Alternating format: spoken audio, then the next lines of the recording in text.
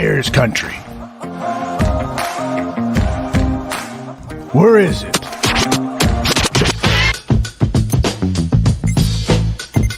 You down with BCP? Yeah, you know me. You down with BCP? Yeah, you know me. You down with BCP? Yeah, you know me. You down with BCP? Down with BCP? You down with BCP? Yeah, you know me. You down with BCP? You down with BCP?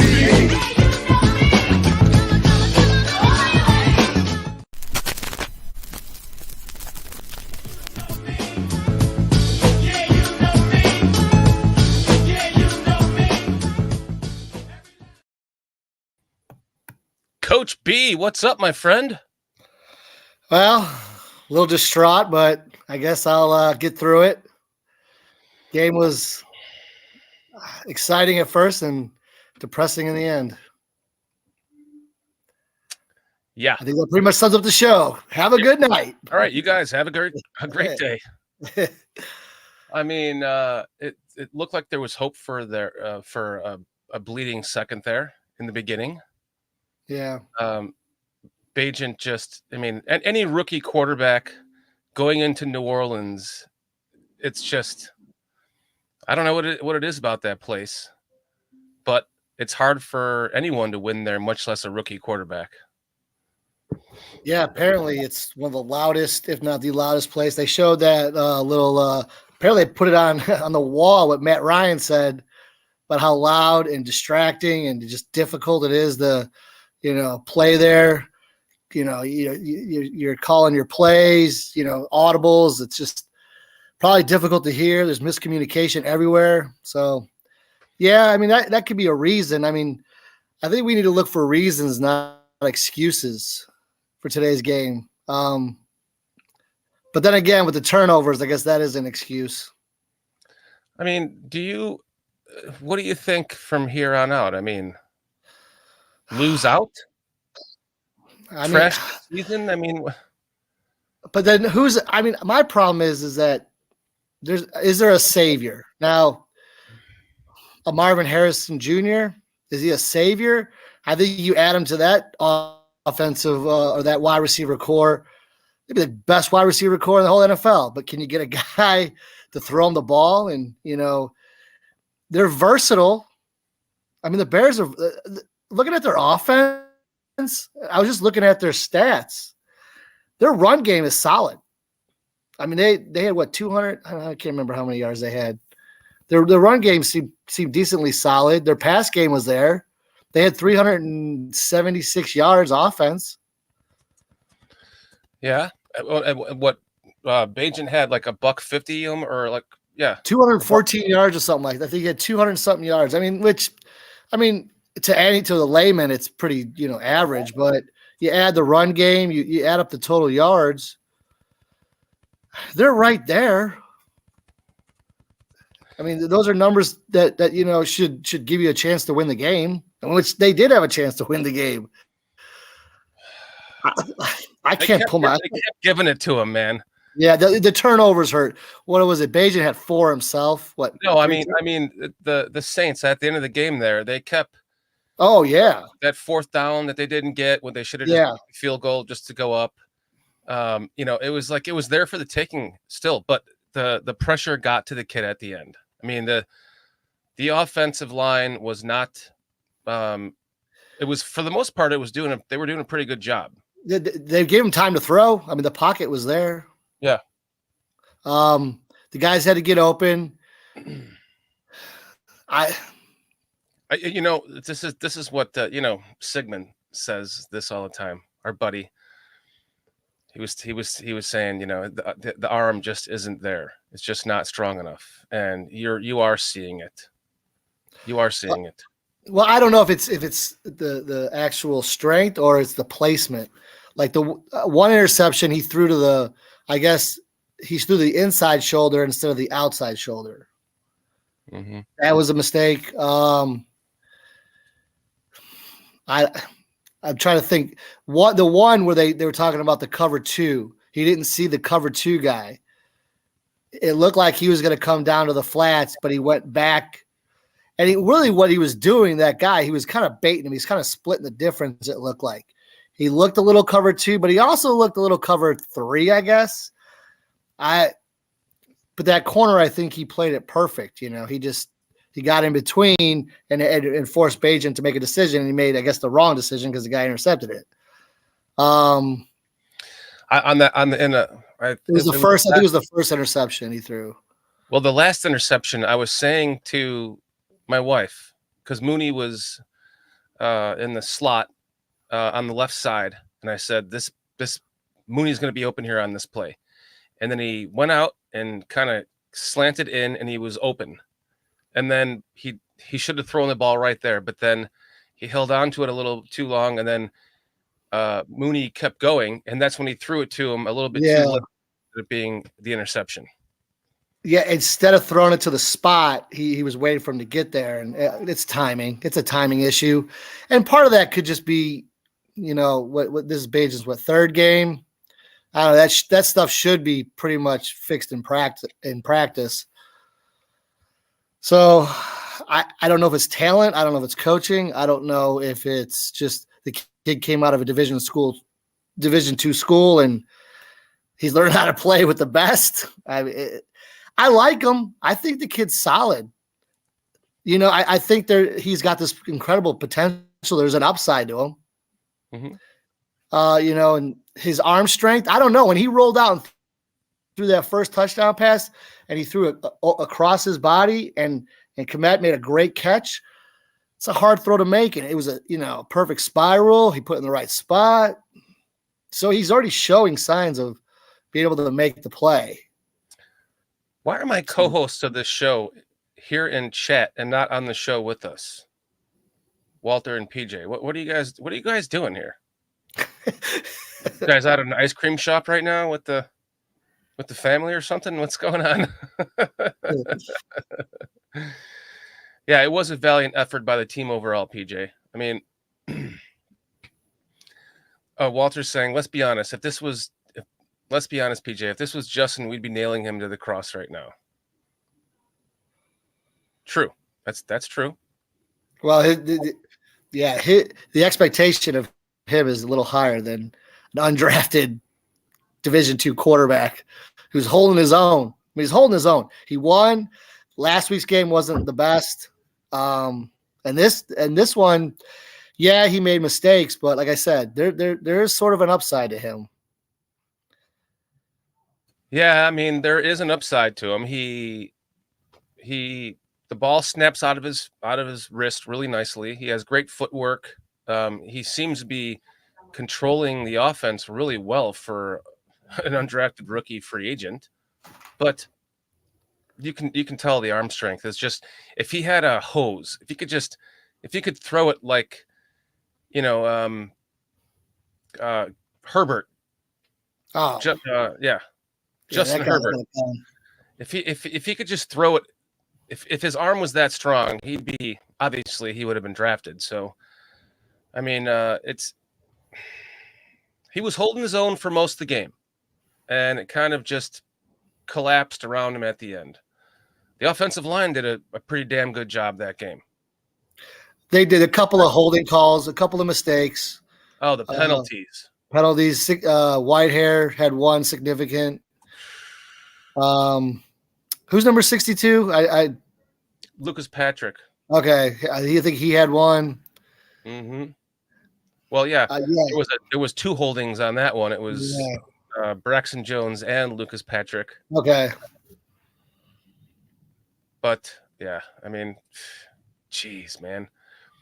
At this point, what do we do? Just lose out? I think as fans, you want to see them. I mean, to see their draft position. But then again, who's out there? What do we need? What do we need? Do we need a quarterback, or do you build around it? Well, you have to build around Justin Fields. So, and then do you go out there and look for the best offensive lineman in the draft? You could take Marvin Harrison, obviously, as a weapon, and if he's there for the taking, yes, definitely take him. If they have the second pick and Caleb Williams goes 1 and we're at 2, you take Marvin Harrison Jr. You take him and you don't look back. Yeah. Obvious somebody I like is Brock Bowers from Georgia, a 2 tight end. If you had Kmet and Bowers, man, Bowers, that guy's a stud. When he, see how healthy he gets and what he does, come playoff time. But I really like that kid. I like what's that? Who are you talking about? Bowers? Yeah, Bowers from Georgia. Brock Bowers, tight end. Mm-hmm. The Bears, I know it's a pretty common theme. Like you run that little, tight bunch, you take your tight end, he's in a 2-point stance, and your wide receivers are tight to the, the line of scrimmage, and they all can just scatter, I guess. I don't know what you would call it, but, having a Bowers, a Kmet, Mooney, Moore, he's number 5 and he's 5th in the league in receiving. You got weapons in a run game. Foreman looked good today. You looked at Johnson looked decent today. The running game looked decent. It's like I said, it's versatile. Foreman 20 carries for 83 yards. Yeah. A long of 22. I'll take that every game. That works. They had a total of 32 carries for 156 yards. Bajent he had 8 carries for 70 himself with a long of 20. Impressive for the young kid. Cole Kmet, 6 receptions for 55 yards. Darnell Mooney, 5 for 82. 2 touchdowns for Cole Kmet. Yeah, a couple nice catches, man. I would say this. I would probably go defense. Really build the defense. Sweat, he didn't do much today, but I don't know if it's just, he showed up this week. He's learning the scheme. So his brain got in the way. Sweat had his moments. He had the one. He also showed a couple plays that looked like he was taking them off. He wasn't pushing as hard as he could. I'm not saying the whole game. I just saw a couple plays. He probably could have just done a little better job. But he was there. Didn't he make a play on Carr, his throw, messed up his throw? So, and they signed him. They got him. They got him, and they signed him. So I think that's worth the 2nd-round pick. So they got an edge rusher. You'll find another one. Well, I've said this, Coach B. I said this last week a couple times. I'm not sure that I'm 100% done with that trade for Montez Sweat because this team is not ready to win now. He's for later. He's got 4 years now. He's 4 years, 4 years, 98 million. Are they going to be ready to win next year? Well, teams do it. Teams go from 0 to 60 and 60 seconds. Well, look at the Texas Rangers for baseball. I didn't realize how bad they were. They were horrible. And they won the World Series. That's a different sport, but it happens in football all the time. You get a team, I can't think off the top of my head, but they get a team and they suck 1 year. And next year, it's like it clicks. The Bears are that team. The Bears are that team. And the thing is, I keep coming back to the offense. The offense can manage. If the defense can just shut down, go back to that shutdown defense and that manage, 24 points should win a game. Saints proved it. 24 points win a game. Mm-hmm. If we can get it down to, 16 and below or 15 and below, Bears, and then the Bears score an extra touchdown, I think they can make a run in the future, but something's there, but then something's not there. And like I said, I can't put my finger on it. I think and unfortunately it's going to take a new coaching staff to do it. And I'm curious to see what happens with the Raiders. Look as an example, because I've been reading a lot about how bad that was so dysfunctional. I'm curious to see what happens with them, making a change. So, with who making a change? The Raiders with McDaniels gone. Yeah. I heard that guy was just such a. McDaniels was a joke. Yeah, he's a joke everywhere he goes. Him. So He'll go right back to New Orleans and be their offensive coordinator again. Well, he's a coordinator guy. I mean, that's fine. So the point is, I guess, to look at a team kind of similar. They made a change. What happens? The Bears will need to make a change. I'm sorry. The culture needs to change. They got the talent. Mm-hmm. So, is this team getting fired? Is this head coaching staff? This entire coaching staff getting? Oh, we have Coach Flus is coming up here with the press conference. Do you think he's getting fired? Maybe not in the season, but I think he's gonna. He won't be with us next year. An update on Kari Blasingame. He's in concussion protocol, so we'll see where that goes for this week. But obviously, it's going to be tough to get back there for him. We just hope he's okay and hope he's doing fine with that. The sound on their website is terrible. The ball. Decided to take the ball. You guys hear that? The coin toss there, and barely. I can hear it. Really good job of taking the ball on the field. I thought that was the first 15 was really good, and obviously we scored a touchdown there. That was excellent. Got a 4-and-out on defense, and then we had that one interception from there. And really in the first half, I thought our offense did a good job operating. We got some good yards in there from a bunch of different ways. Running the football was a big goal for us today, and I thought we accomplished that goal. Stopping the run was also a big goal for us, and I thought we did that as well. When you look at the third downs in the first half for the defense, it wasn't good, right? We were 5 of 6. Didn't do a good enough job on that, but we came back in the second half and they ended up, 7 of 14, but we did a good job with that, adjusting, and the players did a good job of executing to give ourselves a chance to win in that situation there. Really the story of the day, right, is just takeaways. You can't. It's hard to win. The league's pretty even, in most spots, and it's hard to win when you have -5. And again, that's a whole team thing, right? It's us protecting it, us protecting the quarterback, us getting on defense, and us doing a better job there, taking the ball away on D. So again, that's really where the story was. Again, I love the fight of the guys at the end there. Defense gave us a chance at the very end with those stops that we had and with the missed field goal that they had. But with that, open questions. Tyson Bajan's day, it looked like things were going very well for him through 3 quarters, and then a lot of problems at the end, turnovers, not a lot of completions. What happened to him in the 4th quarter? Yeah, just I'm gonna have to look at it. And what I saw out there was they play man coverage, right? That's what they do. They're tight coverage there, and we were throwing it into tight windows. And we got to do a good job with our decision making and accuracy, and that's where it is. And again, I'll look at the tape, see exactly what they were doing. But again, that's the first number one job of a quarterback is to protect the ball. You feel like you guys were getting a lot of opportunities at the end to win, like it was there to take. Oh yeah, we made stops up. We made stops on downs on defense. We had time. We still had time. We still had time, and the guys were fighting and battling. And because of that, we made it a game at the end. And so I really believe that we had a chance at the end there. What's the biggest difference with the defense in the second half? They gave a couple touchdowns in the first half, no touchdowns in the second half. Yeah, it's just the third downs. Yeah, the reason they kept those drives, we were playing the run great. We were tackling good. We were doing all those things well. And, during that first half, the only thing that they had on the plus side was the third downs. Like I said, 5 of 6, and I believe 2 of them were in the red zone. So that's where we need to get corrected, and we made the adjustment, and they did a nice job. Are you guys optimistic about Justin after seeing him throw Friday?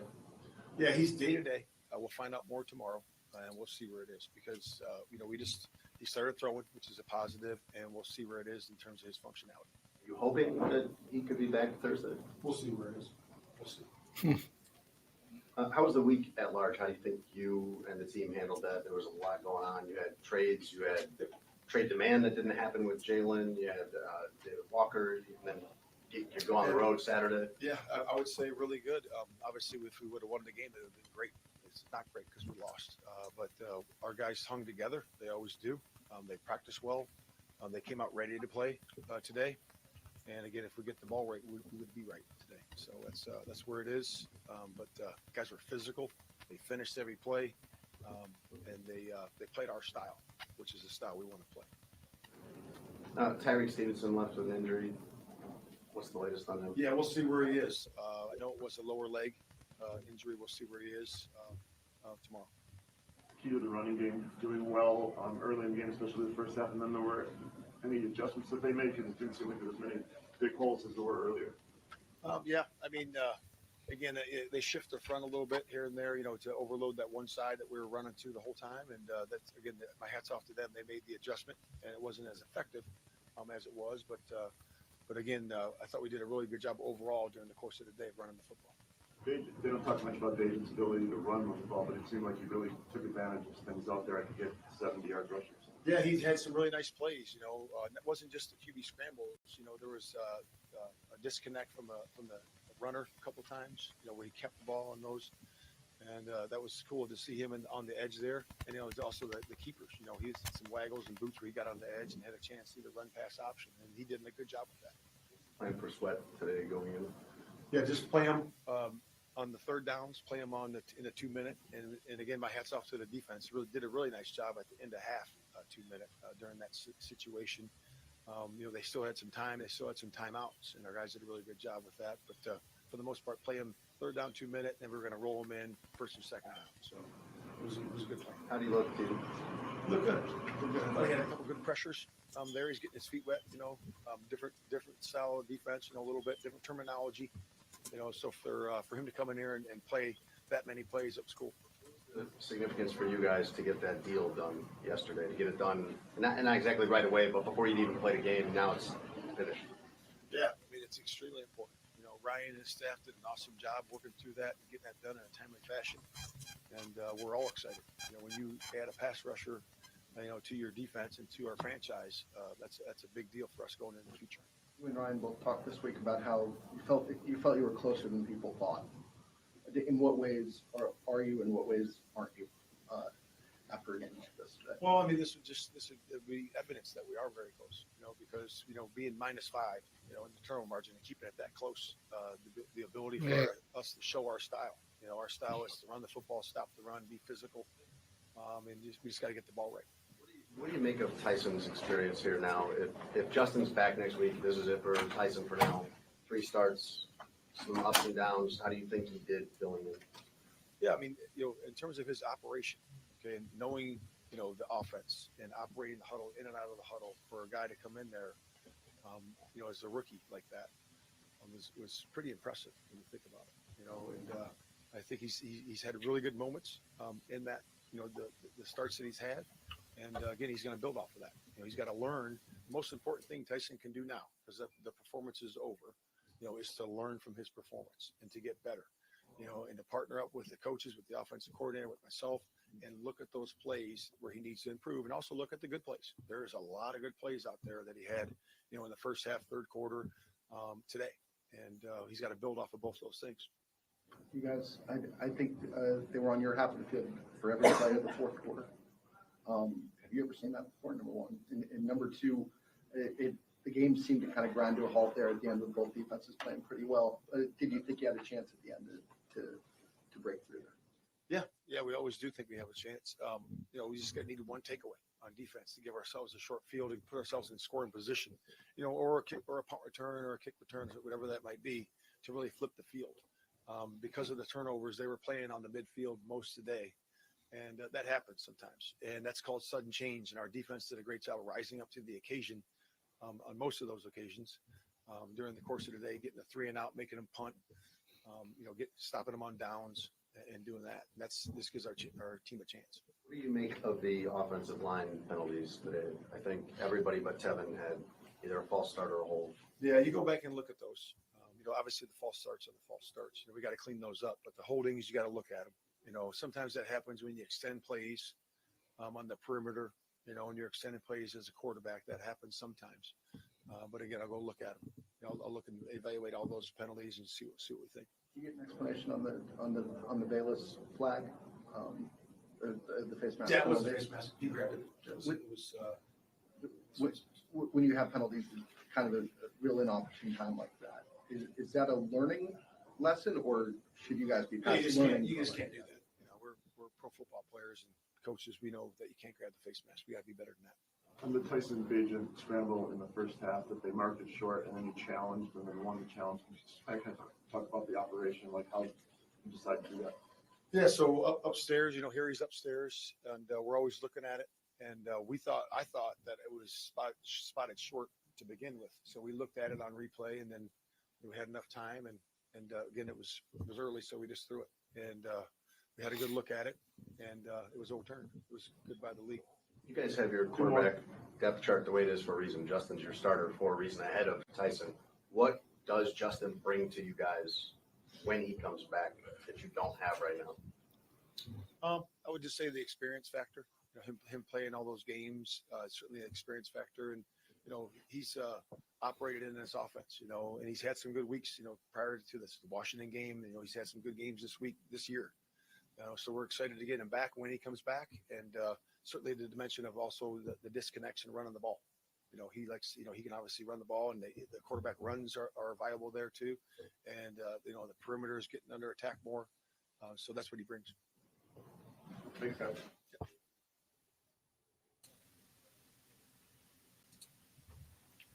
All right. There you have it. Nice. So, work. So the question is he fired after this season? Yes. Yeah, he's gone. There's no way he is not coming back next year. We got Bajan coming up here.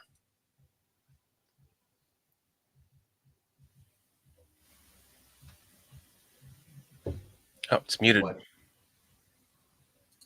Yeah, I think I did a good job of, controlling the game. I thought we did a good job of controlling the game, managing the play clock, especially with all, the atmosphere that they always tell you about, when you come here to play the Saints.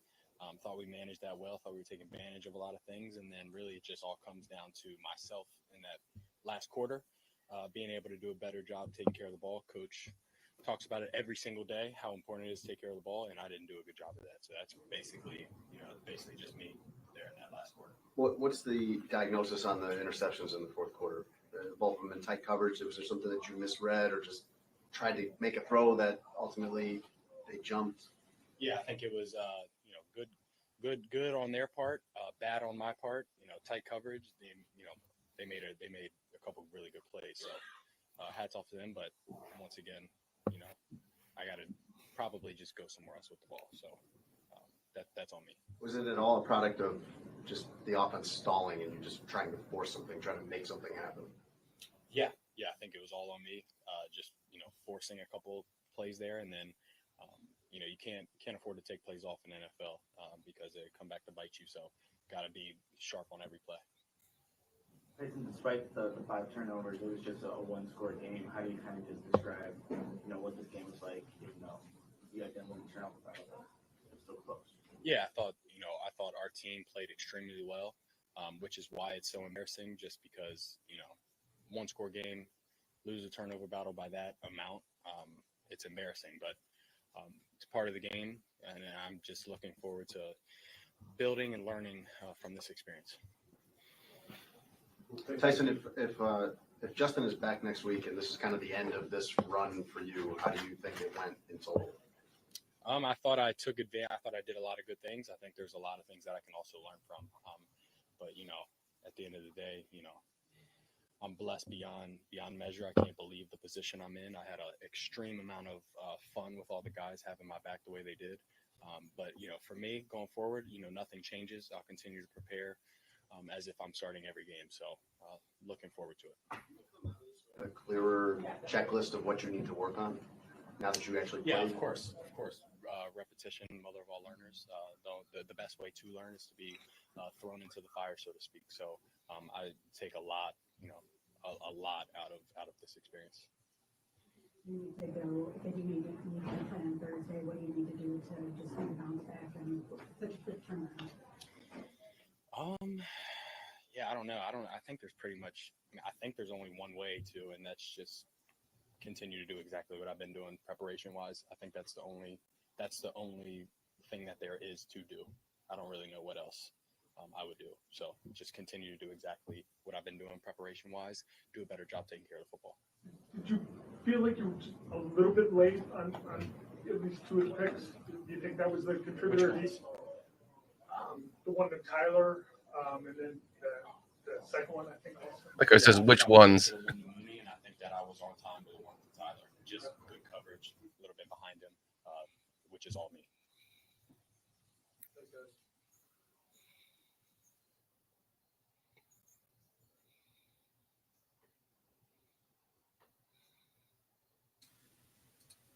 All right, so what do you think of that?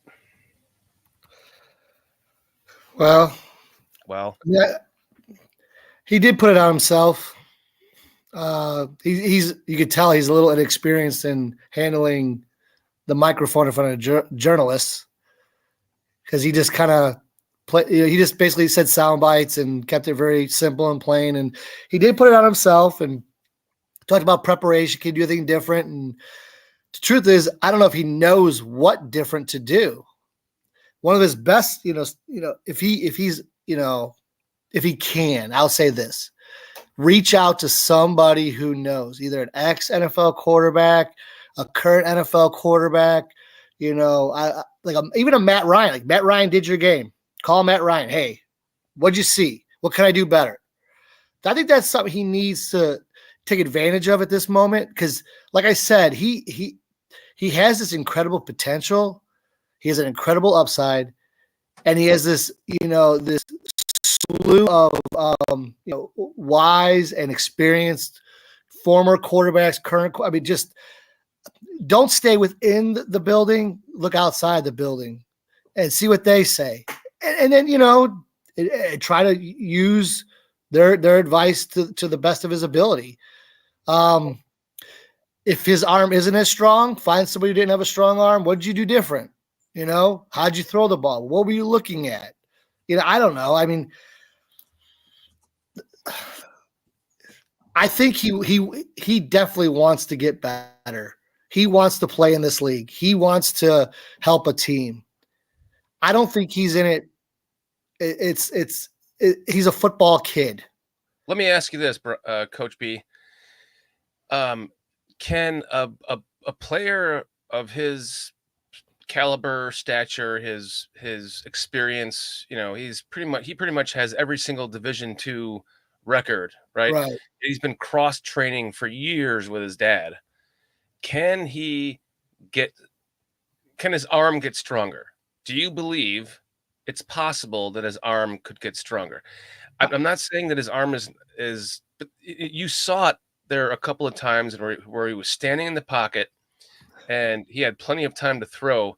And if he had a hose, if he could just hose it right down the center of the field, maybe that interception to Tyler Scott would not have happened. Those kind of things. Or the one that he threw to Mooney. Is his arm, can his arm get stronger? I mean, I think a lot of it depends on the strength and conditioning coach. The thing is, at these levels, from middle school to high school to college to pro, you always have a different regiment that just makes you a little bigger, faster, stronger. I'm curious to know, or has he plateaued? I don't know. I mean, that's a lot of that's biology. I would love to see you know what? That's a great question for a strength and conditioning person. Because the reason why I say that, because they're experts and they believe in their job and they want to take somebody to that next level. That's what gives them their rush. That's what gives them, their meaning in life, is like, how do I take this one guy? And I don't know. Because Jen, my wife, was talking about it, and we were talking about, I said, like Kurt Warner went from bagging groceries to a Super Bowl quarterback. Right. What did that take? Now, that was a lot on him, but who were the people involved and what did they do differently, or what did they see? And that would be interesting. So if we're talking about arm strength, you're talking about a strength and conditioning person, a dietitian, somebody who's all involved with biology and, sports, kinesthetics. And I would love to hear from them. And I'm surprised we haven't heard much from people like that who, want to help an individual, especially like a Tyson Bagent, type player who's on that cusp. That, yeah. I mean, that's my take. I see it a lot within kids, and you watch them. They're for example, because I do middle school, so I see them their 7th grade year. Then all of a sudden, that 8th grade year, it's like, they got into weights. They started working out, and they started, listening to their coaches, and this tremendous transformation.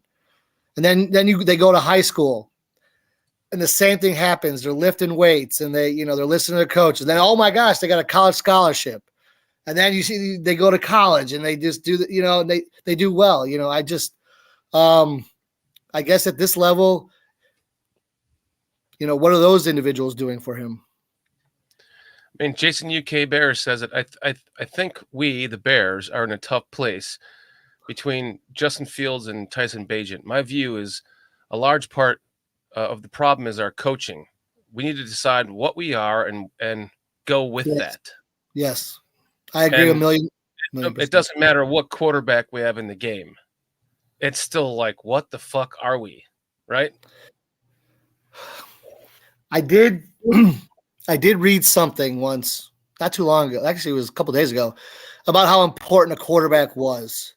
The quarterback is important. In fact, I think the quarterback is the line between winning and losing. So they do have to figure out. You're late to the party. Who, me? Yeah. I've only been saying this since we were 17. Well, keep in mind there's 11 other positions. And I'm not saying that I know that's correct, because I also see quarterbacks just manage too. So I'm having a hard time with what I read, but I think with the Bears, I think a quarterback it doesn't have to be a superstar. It doesn't have to be a Tom Brady, but it has to be a person that doesn't, commit turnovers, a person who can manage. I think a person who can make plays. I know. Walter here, who is the producer of this show, who's not here, he's in chat, is saying, after today, there is no quarterback controversy. And I think that, Walt, I think what today proved is there might be between Tyson Bagent, Justin Fields, and the draft pick quarterback that we could have. So who's? I think if there is a quarterback controversy, it's about Justin Fields and who can we get in this draft. So who do you want? I'm not saying I want any of these quarterbacks in this draft. I want Justin Fields to succeed. So do I. But I was saying to my wife the whole game, it's gonna suck going back to watching Justin Fields hang on to the ball too long. Like, no matter what Tyson Bagent probably doesn't have the arm, but what he does have is he has the ability to process things very quickly. He just doesn't have the arm to deliver it when he has to. He has to kind of put that arc on the ball. Fair enough. Which is beautiful. Like that, the first touchdown pass to Kmet was a beautiful arc on the ball. He just right in the breadbasket caught it. The second one to Kmet was right in the breadbasket, right? But he doesn't have that hose of an arm like Justin Fields has. So if Justin could just get, and Walter, you know this, PJ, you know this, I've only said this a million fucking times, is if I feel like the game plan works better with this quarterback because he can get rid of the ball quicker in the short game. Justin Fields, his windup alone causes him to not be able to throw the screens as quickly, not be able to throw the short passes, the slants and things as quickly. Yeah, he can stand back there and hose it, 40, 50, 60 yards down the field and with perfect accuracy, but they need to develop the offensive line in kind of like the fashion of the Lions do for Jared Goff, for him to be able to stand back there, wait for everything to develop, and then take his time to wind up and throw that sweet pass we all know he has. It's just getting from here to here to here to throw it. That is the problem.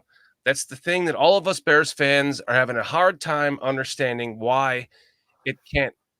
But to my understanding, they teach that at high school camps.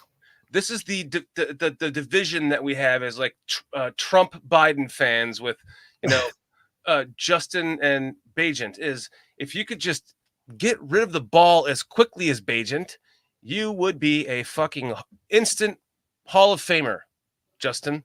So it's going to be fun to watch Justin come back. It doesn't matter at this point because we suck and we might as well just lose out at this point. But at least we get to see more of Justin. And hopefully he has been, and we've said this before on this show, and plenty of other people have said this, can he learn from watching Bajent these past 3 games, how quickly he gets rid of the ball? Can they talk to each other and go, okay, so it's just from here to here thing, a here to here thing. Yeah, it's a boom, boom. It's a quick. I mean, you're here. I don't know much about quarterback, and I'm not an expert, but you're right. It's that quick little ball placement and then release. His muscle, but you know what? It's called muscle memory. Yes, and once you're used to that muscle memory, it becomes hard. Well, to you change, are. right? You are. I mean, because your whole life you didn't need that. Then all of a sudden, everybody is the same caliber as you. Even Ohio State, amazingly, Division I football, he still could get away with it. Mhm. But not now. You can't. Jason UK's here saying, "Sorry guys, I've been drinking. So have I. So I'm sure you have too, Coach B. Just throwing it out there. It's not an easy choice. One thing I'm looking at is how Bajent is playing in his third start compared to Justin. Well, Justin didn't have the offensive line in his third start that we have now, which is, it's much better. That's for sure. But it's to what you're saying a little bit here, Jason, is his footwork, timing, rhythm, and his passing and everything. They all go together. It's just it doesn't compute 100% with Bajent because the arm strength is not Justin Fields' arm strength. So if you could just merge the 2 damn quarterbacks together and have Justin just get rid of the ball in timing and rhythm and footwork like Bajent does, you're talking Hall of Famer, man. Yeah. So now the question is that Justin's on what is his 4th year? This is his 4th year, right? Justin? It's his yeah. No, it's his 3rd. 3rd year? Okay, so it's his 3rd year going into his 4th year. I mean, by his 4th year, he's got to have it. What do they say? 10,000 passes or something like that? It takes like 10,000 passes. Yeah. I mean, I've heard of the 10,000 rule. Yeah. He's close to it. So that's off-season stuff. What if I'm just going to throw this out there. What if his body just can't do it? I mean, like you and I, man, our bodies just can't do it. And granted, but even when we're prime age, 24 years old, our bodies couldn't do certain things. What if his body can't? And that's it. Like he's plateaued. Ohio State, that's it. I don't know. But then it's like muscle memory. I'm like, we're talking what? A fraction of an inch. A fraction of an inch. That's the difference. A fraction of it. Now that's what it is, man. That's pro. Is a fraction of an inch. And can he develop that fraction of an inch? And I don't know. That's the fun part. That's, I guess, watching him do it, and for me, the fun part would be like, I want to know who helped him or what are you guys doing? And okay, so the coaching staff, to me, are these guys so egotistical they can't figure it out, or are they really trying to figure it out and they can't figure it out? That's a good question. Because I mean, I know coaches, and there's coaches that are really good and they care, they're trying their butts off, and the person just doesn't have it. Then you get these egotistical guys who are like, it's the kid's fault or it's the player's fault. My system is the best. And you're like, well, maybe your system doesn't fit the players, or you see something that really isn't there. Coaching is difficult, man. And that's why I have a hard time. Like, yeah, should Eberflus be fired? I think so, because the numbers just aren't there. And this is a profession, and you're making millions of dollars, and you're not getting the job done. I'm sorry. It may not even be your fault. It may not even be your fault in the end. Jason UK is saying, God damn it, you're right, Shorty. Can't we just please make a hybrid? Well, it would take like the sperm, and it would just it's not like a weed plant. You can make this happen in 2 or 3 weeks. Well, why don't we just take an AI? Why don't we just use AI, like find a freaking robot and mix the two, and not say it's a robot? Like, I don't know. Yeah. Walt saying, I'll send you the chart, Dan, but Fields is more accurate passer even in the short game than I'm not saying he's not. And you keep saying, Walt, that he timing wise is getting the ball out. No, he's not. If it passes the eye test, we don't have to look at analytics. That's why Jason UK is saying, damn it, if we could just make a hybrid. Yes. I think hold on. Mayhem says Justin doesn't need to learn from an undrafted. Listen, Mayhem, if you were on the team, okay, I mean, I played football in high school. I was learning from all the guys that were better than me. And I tried to pick in, Coach B, Vinny Lira, oh yeah, Scott Allen Woods.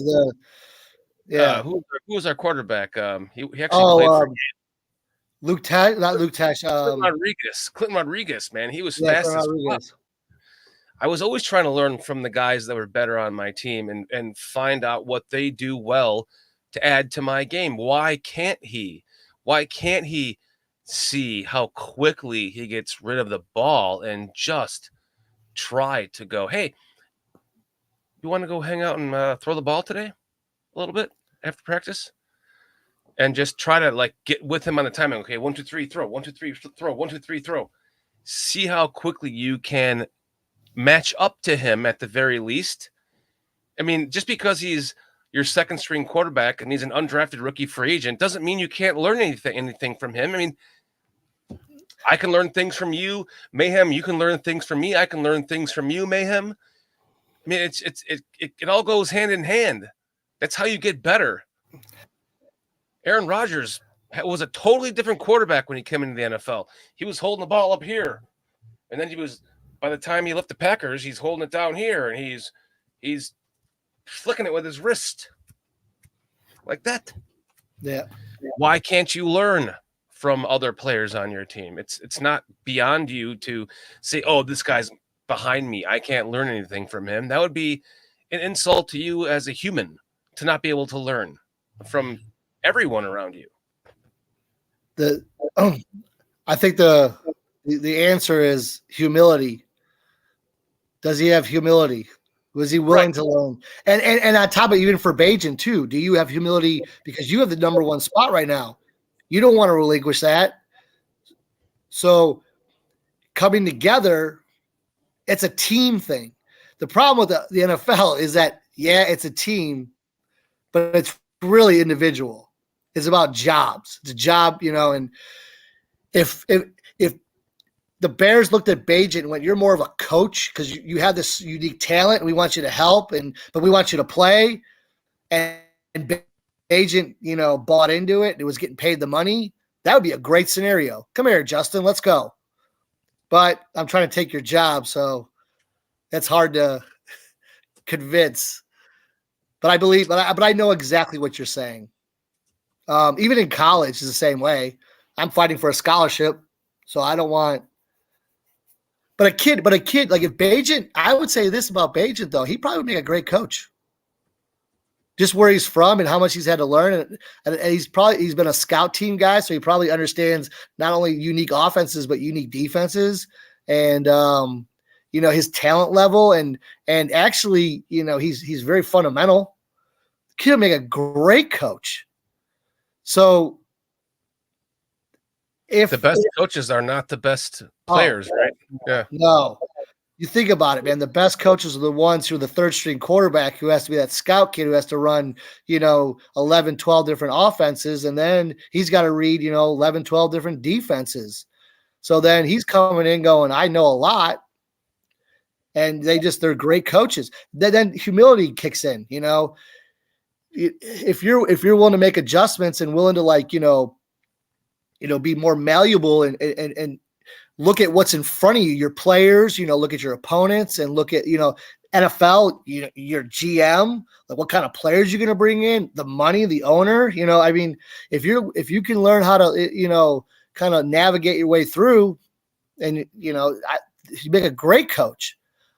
There's a lot of factors in play, but, I guess going back to the Bears, the one thing Eberflus said in his post game was, we're close. We're there. And he's right. You are. You're one turnover away from winning the game. You're instead of 5. No, Flus is not close. He's not. No, the team is. The next head coaching regime is close. The team is close. The players are close. The players they're God bless America. They're every single game, except for last week, I would say, and I don't know about some of the others, but I know last week's game we watched, they sucked. They're terrible. I mean, they went to Los Angeles. They probably partied. Looked like they partied. They didn't even bother. Oh, there's a football game to play? All right, we'll play it. But they are – God bless. They're there. The thing that you're seeing here is with the two different quarterbacks is this coaching staff sucks. Yes, I think so. I don't think they're very good. I don't think they're not a good fit. I'll say this. I won't say they suck because that's stupid because they know way more than I do. But they're not a good fit. You need a good fit. Right. So it kind of goes to the whole Nagy thing, right? Like Nagy refused to oh wait. I said his name. I have it in here. I said his damn name. I'm not even going to get into that. I have zero thought. Yeah. So, that jackass refused to change his offense to fit Trubisky. He wanted Trubisky to fit his offense, right? And it's kind of the same thing here. We're seeing Justin Fields this is not the offense for him. So change the fucking offense. Mm-hmm. Right? Change offense. You have to. You can't anywhere. I don't care from rec ball to professional football. What shows up, you got to learn how to adjust to. It's like I love the 3-4 defense, but if I get 4 dynamic defensive tackles and ends that can run, I'm going 4. I'll shade them. If we're playing power teams, we're bringing in extra linebackers, we're bringing in extra defensive tackle. You just got to look at what what you're faced with. Mm-hmm. And that's coaching, and that's the thing. And then you have to. I'm telling you again, I use the word humility. You got to put it aside and go, okay, listen. This year we're up against whatever.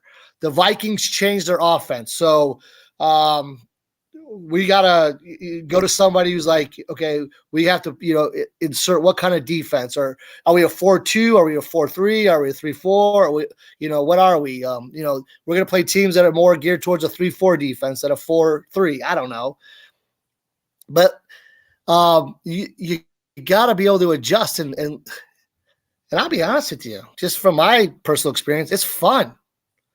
I would love to be able to change. Just be like, yes. Oh, crap. Okay, I'm a 3-4 guy. I know this so much, but you know what? This year, I think we got to go 4-2-5. We're playing spread a lot. You've got to be able to fit to your players, man. If you don't, you're not a coach. Yeah, you just your quarterback. Like I go back to the 2000 Ravens. I mean, could you imagine like their starting quarterback? Oh God, what was his name?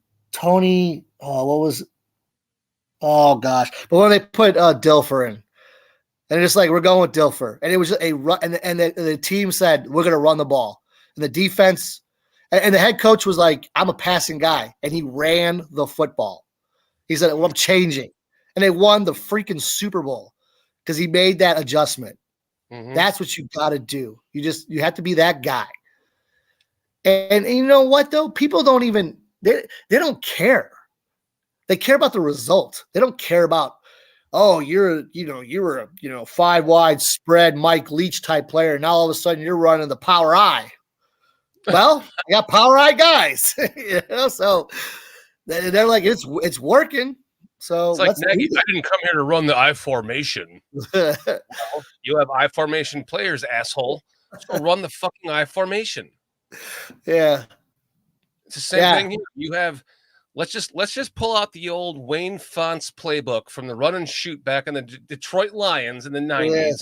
Yeah. And just hand it over to Justin Fields and let's bulk up that offensive line even more. Just invest in the offensive line in this draft.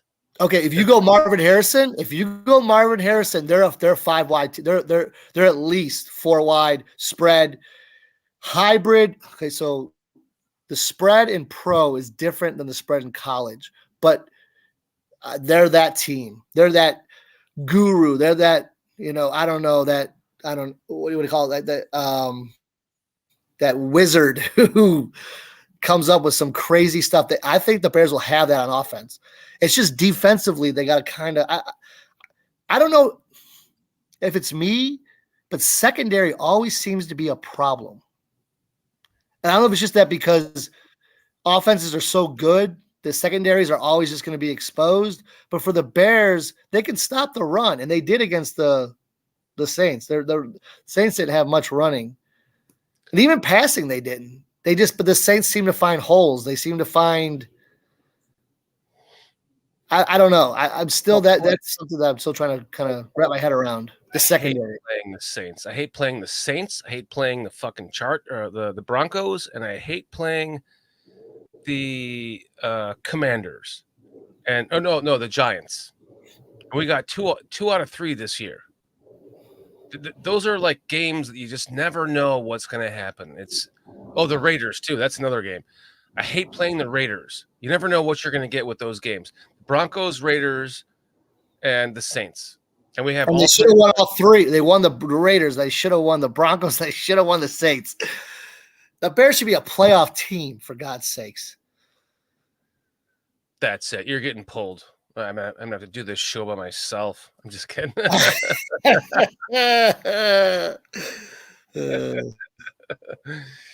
Oh man, James Ford saying, "I've been telling you, did this coach? He'll start out doing what's right for the team, and then he wants to throw to the everywhere." I don't even know what that means, James. I've been telling you, did this. Retype that, James. I can't even read that shit. Oh, man. Let me try one more time. I've been telling you, did this coach. Start out with that kind of threw me off from the start. I think he's thrown it everywhere. I think he wants to throw to everywhere. I've been telling you, this coach. He'll start out doing what's right for the team, then he wants to throw the everywhere. I don't know. Come on, James. Retype that. You sounded like you had something good to say there. PJ, expecting JF1 to be perfect is unreasonable. He has improved even though the offense isn't catered to him. Young, Aikman, Elway, Eli, Bradshaw, and others were not all world in their third year either. Fair enough. No, fair enough. Aikman was. Aikman won a Super Bowl in his third year, didn't he? Yeah, because he came out, 88, 89? He was close to it, if not. And they won, 92, 93? Yeah, he was a rookie in 89. Yeah. Well, if you were on the show with us, PJ, you could clarify on that.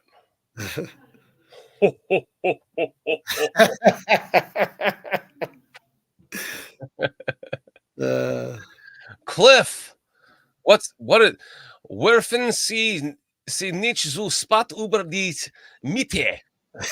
They Well meet. said, Cliff. Well said. Werfen Sie nicht so spot über die Mitte. Yeah. Well said, buddy. I guess that's the only thing we can say as Bears fans right now, huh? Yeah. Before we wrap this up, Coach B,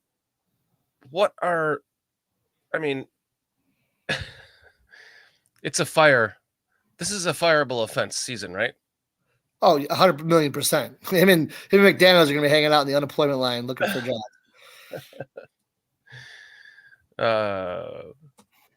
PJ's making me look up Troy Aikman stats right now. Let's see, PJ. He's heading home, man. Dang. Driving and responding. I love it. I'm heading home now, Shorty. Where are you at, PJ? So you are at so you're on your phone listening to us. That's pretty awesome. Yeah. So Troy Aikman in the second season, or in his third season, he was 237 of 363 for 2,754 yards, 11 touchdowns, and 10 interceptions. Well said, PJ. Well said, my friend. So, but really, Troy Aikman's career was shit. Like you can't compare Dan Marino, John Elway, Troy Aikman to anyone from Peyton Manning and Tom Brady on. From like 2000 on, you cannot compare the quarterbacks from the 90s and the 80s to any of the 2000 and on quarterbacks. It's just it's amazing. If you look at here, I'll pull it up here. Troy Aikman's stats. Like he's a Hall of Famer. Why? He's got look at his best season. What was his best season? His best season was I'm looking at yards wise. 1997. He threw for 3,283 yards, 19 touchdowns, and 12 interceptions. That was his best season was 1992, 3,445 yards, 23 touchdowns, and 14 interceptions. That's crap. It's complete crap in this modern era. 14 interceptions. That's high. Right here. Yeah. But then he had 6. The thing about his numbers, though, is that he also had Emmitt Smith. So they ran the ball a lot. That's like Trubisky numbers, dude. Yeah. So, I mean, he's in the Hall of Fame. He's in the Hall of Fame for this season right here. Right there. I mean, come on, man. You're dumbfounded, right, Coach B? Yeah, because I'm looking at these numbers and I'm like, the interceptions alone. They did that sounds, but then he goes from 12 to 5. He goes from 14 to 6. Then he goes up to 12, then on to 7. Yeah. It's like, so what's going on there? 19 and 12. 12 and 5, 17 and 12, touchdowns, interceptions. Crap. Then TDs. We were like crapping on him right now if he was our. Then TDs don't sound like very much either. Jeez Louise. and I get they had Emmitt Smith. They had a running game. They had, what's his name? Jay Johnston, whatever it is, the fullback. Yeah. Daryl Johnson. Daryl Johnston, that's it. Yeah, Jay. What am I thinking of? Anyways, but he did have Michael Irvin, and they did have Harper. That offensive line. They did that offensive line. But then again, so the 12 interceptions doesn't make much sense because he must have had a lot of time to throw. I don't know, man. That's interesting. I'd love to hear what he has to say about that.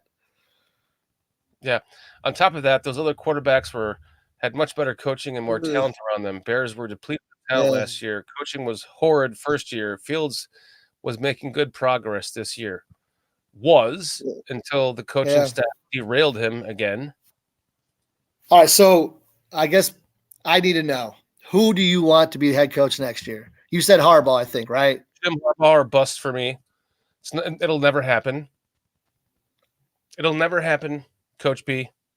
Because the McCaskies they're ethical people, and Harbaugh is, if you ain't cheating, you ain't trying kind of coach. Mm-hmm.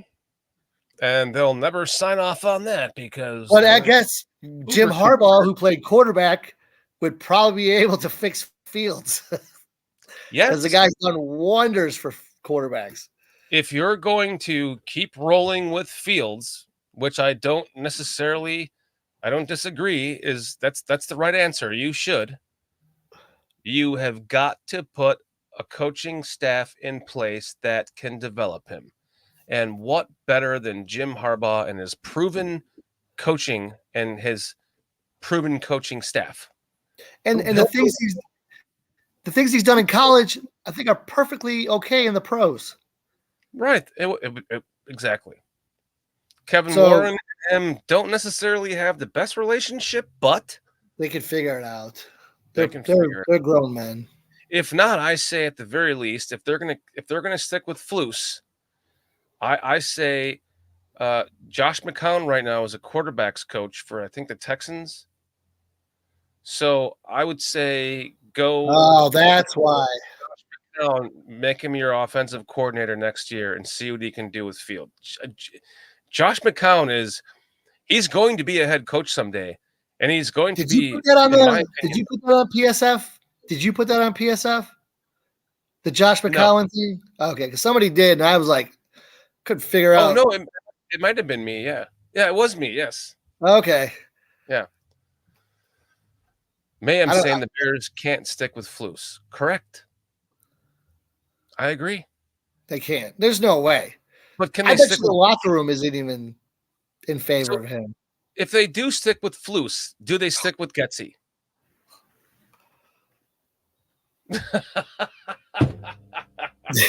You can't. Your face said it all right there.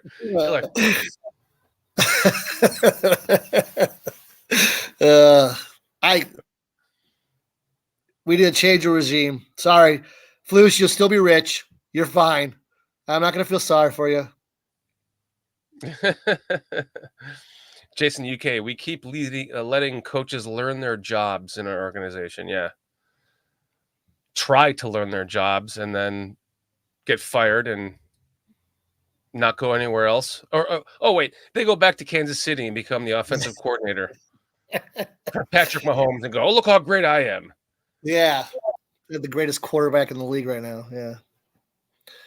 I don't know. Mayhem saying if Flus is the head coach next season, the Bears will go 0-17. You get the first pick again and again and again. While you're at it, just trade Justin Fields for some more first-round picks or, some more picks and just keep building through the draft for the next 5 years. See what happens. I mean, it's remarkable in one spot that we have this many picks going into next year, right? With that trade from last year. But it's also like if this is our moment, if Justin is not the guy, do we draft a quarterback? If Caleb Williams is a prick, like we all kind of think he might be, because he wants, like his dad said, he wants ownership in the team that drafts him. Like, what the? Come on. I don't want that guy. I thought I did. Beginning of the year, I don't want him. Here's the problem, Coach, is that these players now can make money in college. So this kid is probably the first college quarterback to make $10+ million a year as a college quarterback, and it's given him this fucking ego, right? So what's this going to mean for the future? And it means he doesn't have to try. He doesn't have to get better. He's already set for life. He's got $10 million in the bank. What's the incentive? Right. So I guess I want a Tyson Bagent then, a guy who's got to scrap and claw. Right. So the incentive is, I want part ownership in the team that drafts me. No. My ego is this inflated right now at 22 years old. I don't give a rat's ass. No, you don't get it. No one deserves that. I don't care who you are. Mayhem. Caleb Williams is a crybaby diva that wears nail polish. He's right. He cried last night because he lost. But his team did fire the defensive coordinator. So, yeah. Well, at least he was fired and he didn't resign out of nowhere with apparent FBI raids of his house.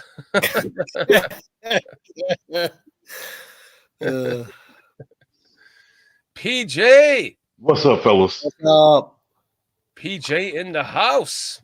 Now I heard you saying something about what's his name, McNabb. Really, Josh McCown. Yes. McCown. Really?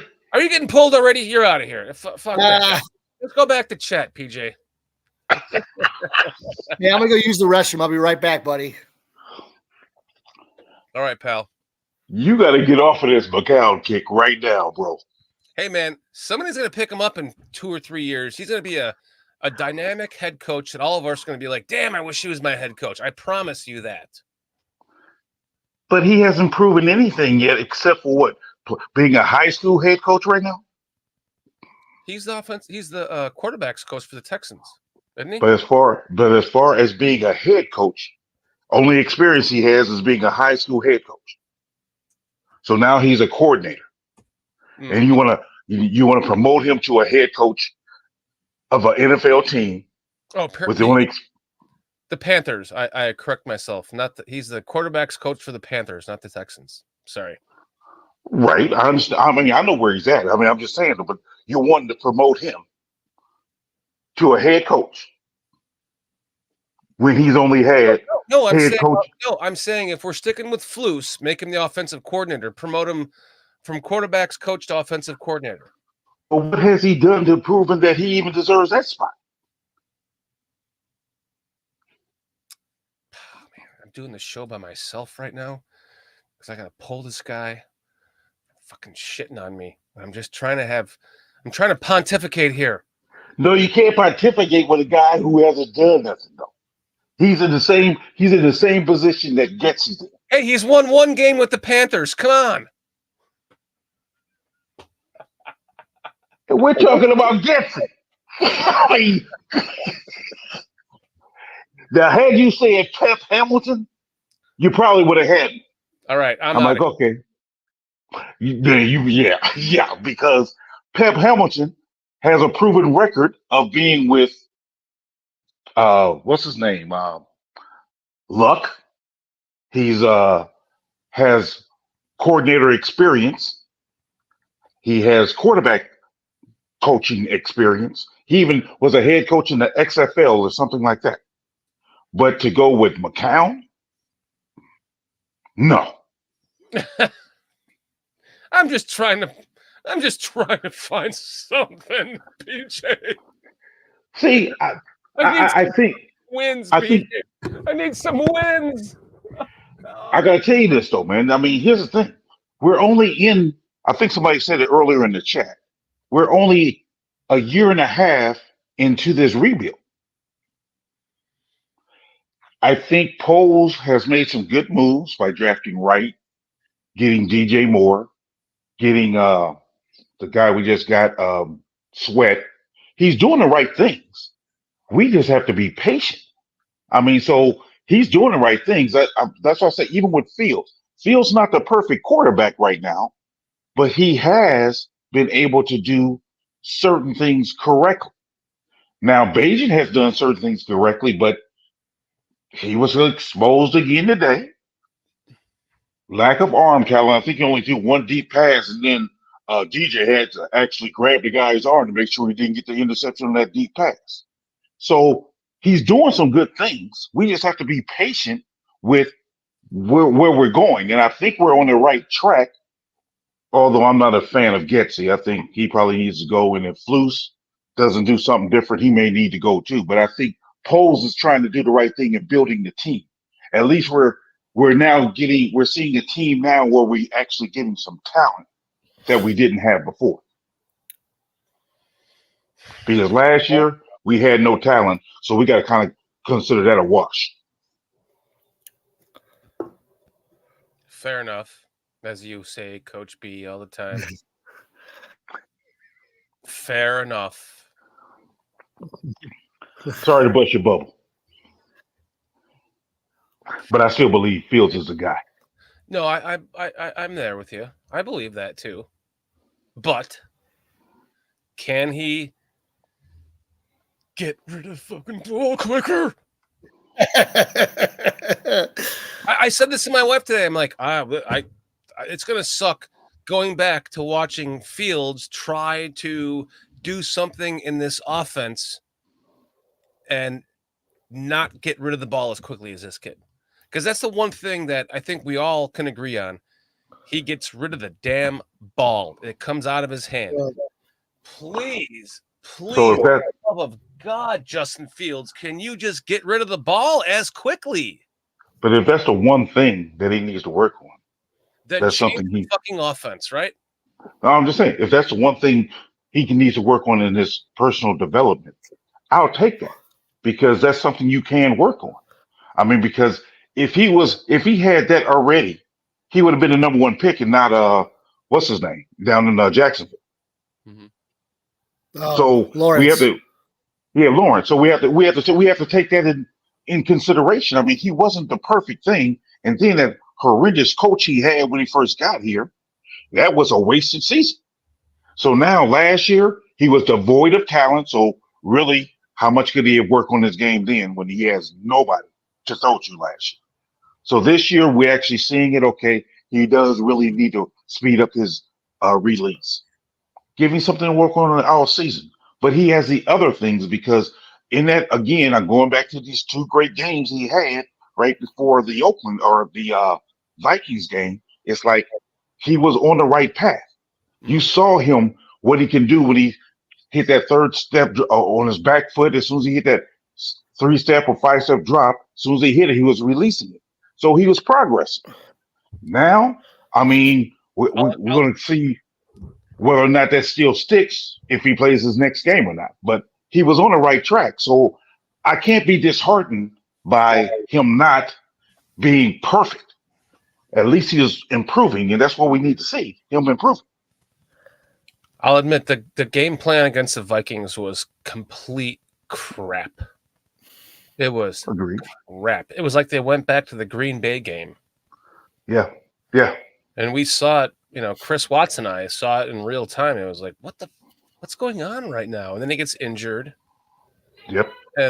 But then within that game plan that they still had, Bajent did come out and operate that game plan a little bit better because he got rid of the ball quicker.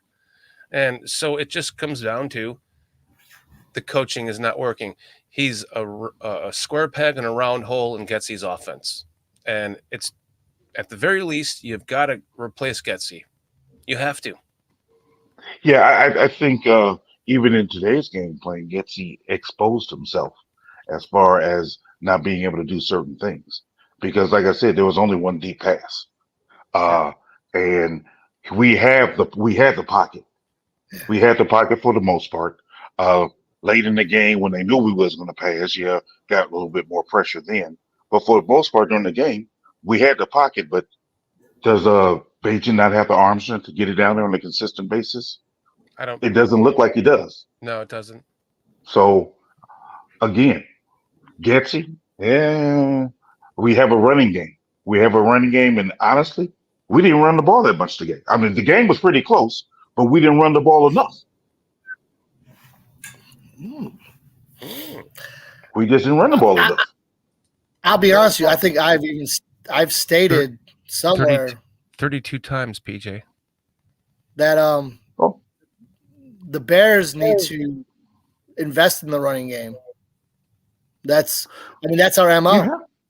Yes, I 100% agree. I mean, even with 32 times, maybe we should have ran it 42 times. It seems like Johnson, Foreman, who was the other guy? Was it Stevenson? But I think he got hurt. Evans, yeah. 25, Evans, yeah.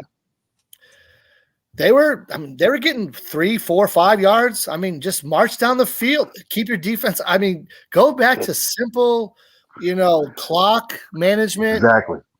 Exactly. Smash mouth, demoralize the defense because they can't stop the run. And then once it, Right. but you said something, you're right. There was one bomb, there was one throw that was to Moore, and it was just, I mean, I think and Moore had to grab the guy's arm to make sure the guy didn't give him the interception. Yeah. So I agree with you. I'm glad somebody else does, because I caught hell when I said something about the run game, and it was like, that's out of the NFL. I think the Bears need to be the opposite of whatever is popular in the NFL. If it's popular in the NFL, Bears need to do the opposite of it. Well, I mean, here's the thing. I mean, I'm not saying we should run the ball 40 times a game every game, but in this particular game, seemed like that was working, and that would have been the way we could have won the game. Yeah, but it seemed like he abandoned it, and it's like, you should have gone with that. Yeah, I agree. Because what they say, when you're away, you run the ball. When you're at home, you pass the ball. Right. So, dang, you can take the crowd out of it by running. Apparently, the loudest stadium in the NFL. Like everybody's saying, this place is very difficult to call plays and audibles and communicate. Exactly. How hard is it? We're handing the ball off, and so I agree with you. I'm glad somebody else does. And then, if you notice, Bajan did a lot of audibles himself, where he checked down to running the ball himself. Yep. Yeah, he did. So for the naysayers who were saying, "Oh, Justin Fields run the ball too much," Bajan showed today that sometimes that's what a quarterback needs to do, and that's what Justin did as well previously. But when he did it, people talked about it. But now Bajan does it. It's a different story. We got to look. I mean, that's what I'm saying. We have to look at the whole thing, man. Are you and I okay today? Well, I feel like we almost we got into like an argument last Thursday about Justin Fields. We're okay, right? Man, we are always okay, man. I told you that. You asked me that one more time, I want to say no. Are we okay, buddy? Are we okay? No. Oh shit! I'm out of here. Yeah. But no, I mean that's what I'm saying. I mean, I just think that we all had high expectancy for the season. We wanted bad for this year to be great, but I think what's been shown is we're not there yet. But I see improvement on the offensive line. Mm-hmm. I see that. I think the additions we made. He had some time today, didn't he? Oh yeah, he had plenty of time. That's why I was like, whoa. That's why on some of those interceptions, that's why I was like, I was like, dude, you had the time. You didn't have to force that. Yeah. Especially I think that first one. He was like, you didn't have to force that one. Yeah. So I think that's what I'm saying. We almost had more yards. I'm saying we almost had more yards when he didn't have time. When he was scrambling, he kind of just threw those little dump passes. Mm-hmm. All of a sudden, they're getting like 10 yards, 10 yards, 10. Like, it got to the point where you see him standing back there in the pocket, and you're like, "Oh shit, he has too much time right now." Yeah, right. And that's what I'm saying. I mean, so I heard somebody else say, I think it was the announcer. The announcer said that the drawback to Fields was he don't throw the ball around enough or spread it out to different players enough. And then in the same token, I heard them say, well, Bajan needed to get DJ Moore the ball more often. I'm like, so which is it? You can't have both. I mean, which is it? Well said, so, brother. I just want to say, I think we upset, but I'm seeing a better team. That's what I'm saying. I'm seeing a better team. And we're not there yet, but we're only a year and a half into the rebuild. PJ, do you see any way that this coaching staff remains for next season? All of it intact? Only way I would say they will remain intact is Poles first said Eberflus was his guy. And I think that's going to hold a lot of weight. I think that was bullshit, by the way, but moving on. But I'm just saying, I think that's going to hold a lot of weight, though. Yeah. So with that holding the weight, that'll be the only thing that does. Because if we're progressing. I don't think it'll be enough if we're less than 5 wins, 5 wins or less. Uh, I think serious trouble. Now, I think if he gets to 6 wins somehow, he'll keep his job because of that. He's his guy, and he doubled the win production from last year. If at 5 or less, I think he's in real trouble. But that's what I'm saying. I don't know how much weight that he's my guy comes into play.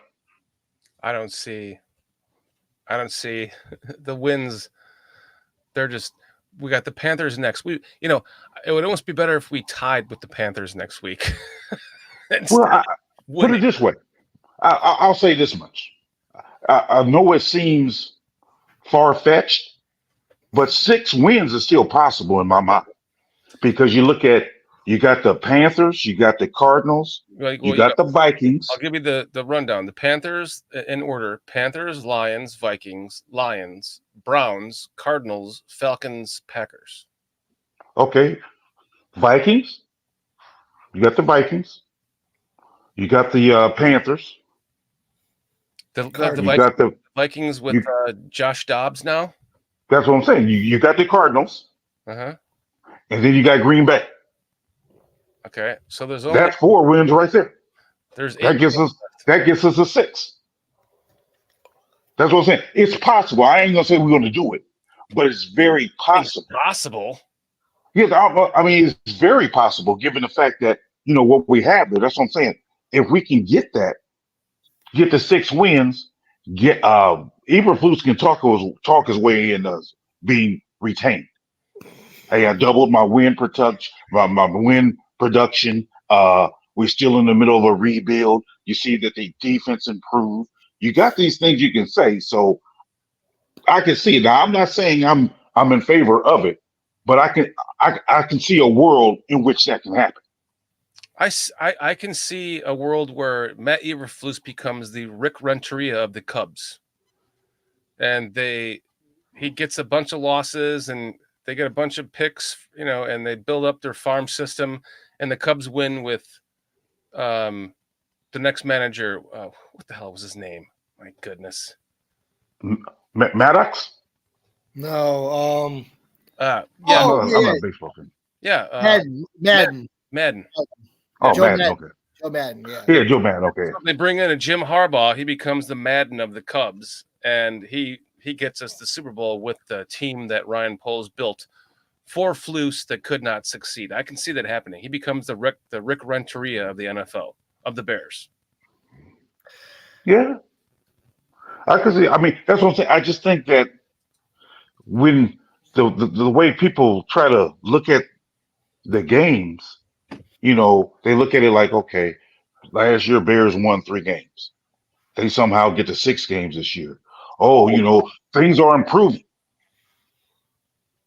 Do you necessarily fire a coach who doubles his wins in the second year?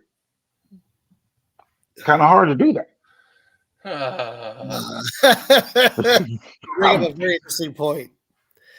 I'm just saying. I mean, I'm not saying I'm in favor of it, but I'm just looking at it from how they might be looking at it. Okay. So that's what I'm saying. We're on the right trajectory. And the sad part is if they do that, they never address the Getsy situation because Getsy has some shortcomings that I don't think they're trying to address.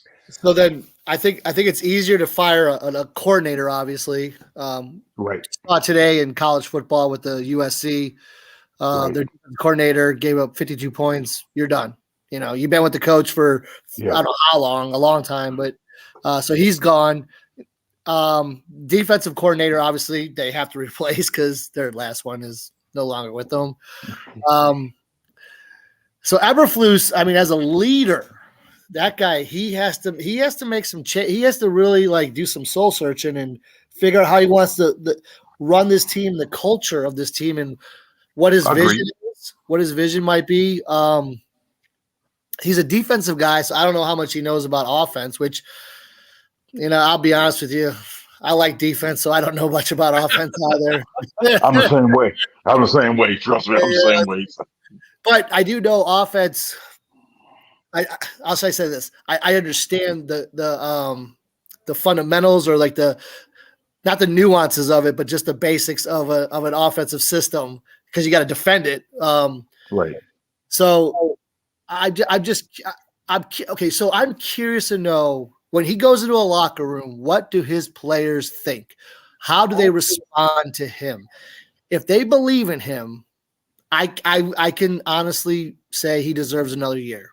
But if they don't believe in him, like a McDaniels, like I was just talking about, like an example was McDaniels. Like, are we in that same situation that we gotta part ways and we gotta find somebody else? Absolutely. Well, yeah, I think we done that with Trestman. I mean, they stopped believing in him, so after just 2 years, he was gone. I think with this guy, he still has that locker room, because the guys played hard today. I mean, they were in the game the whole game, so they played hard. So they do. I don't.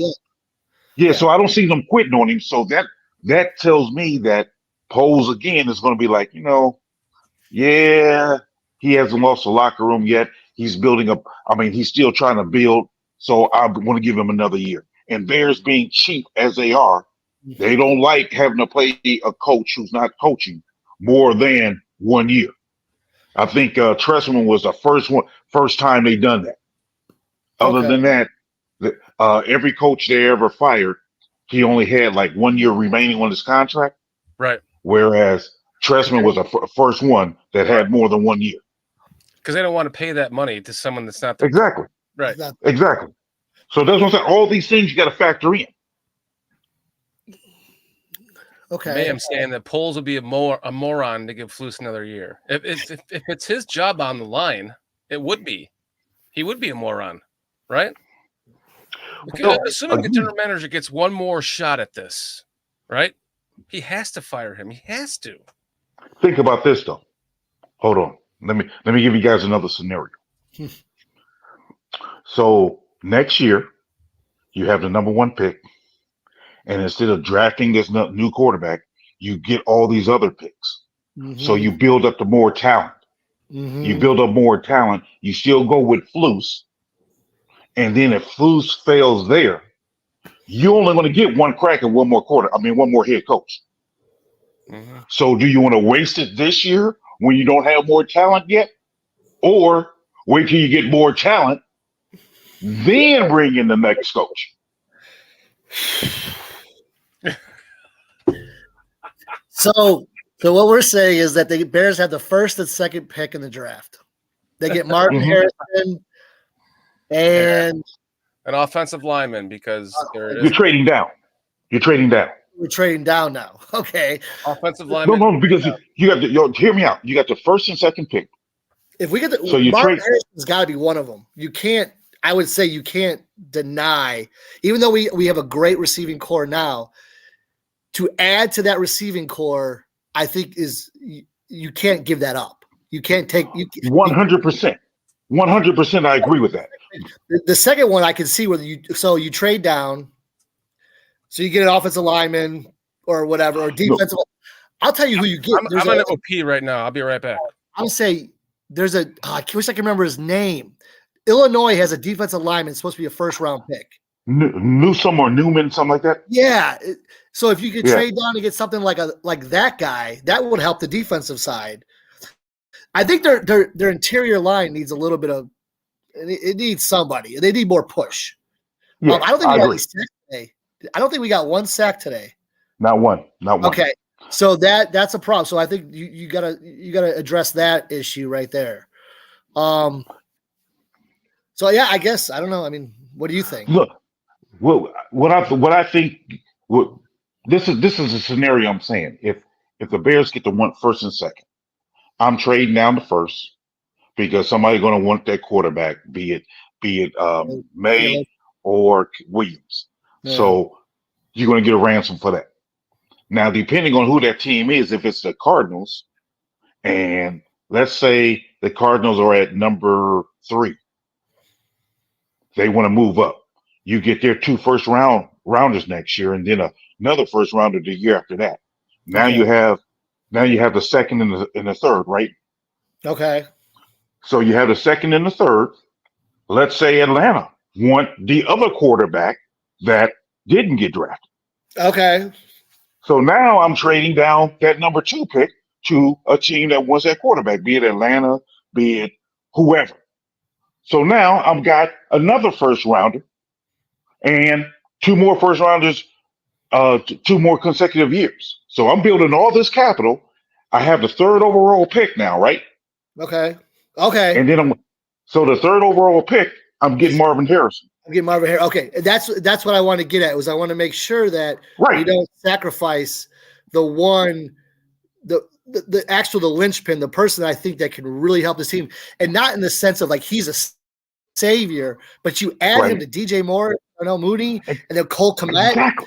And then, for me personally, I was telling Dan, who I like is Brock Bowers from Georgia.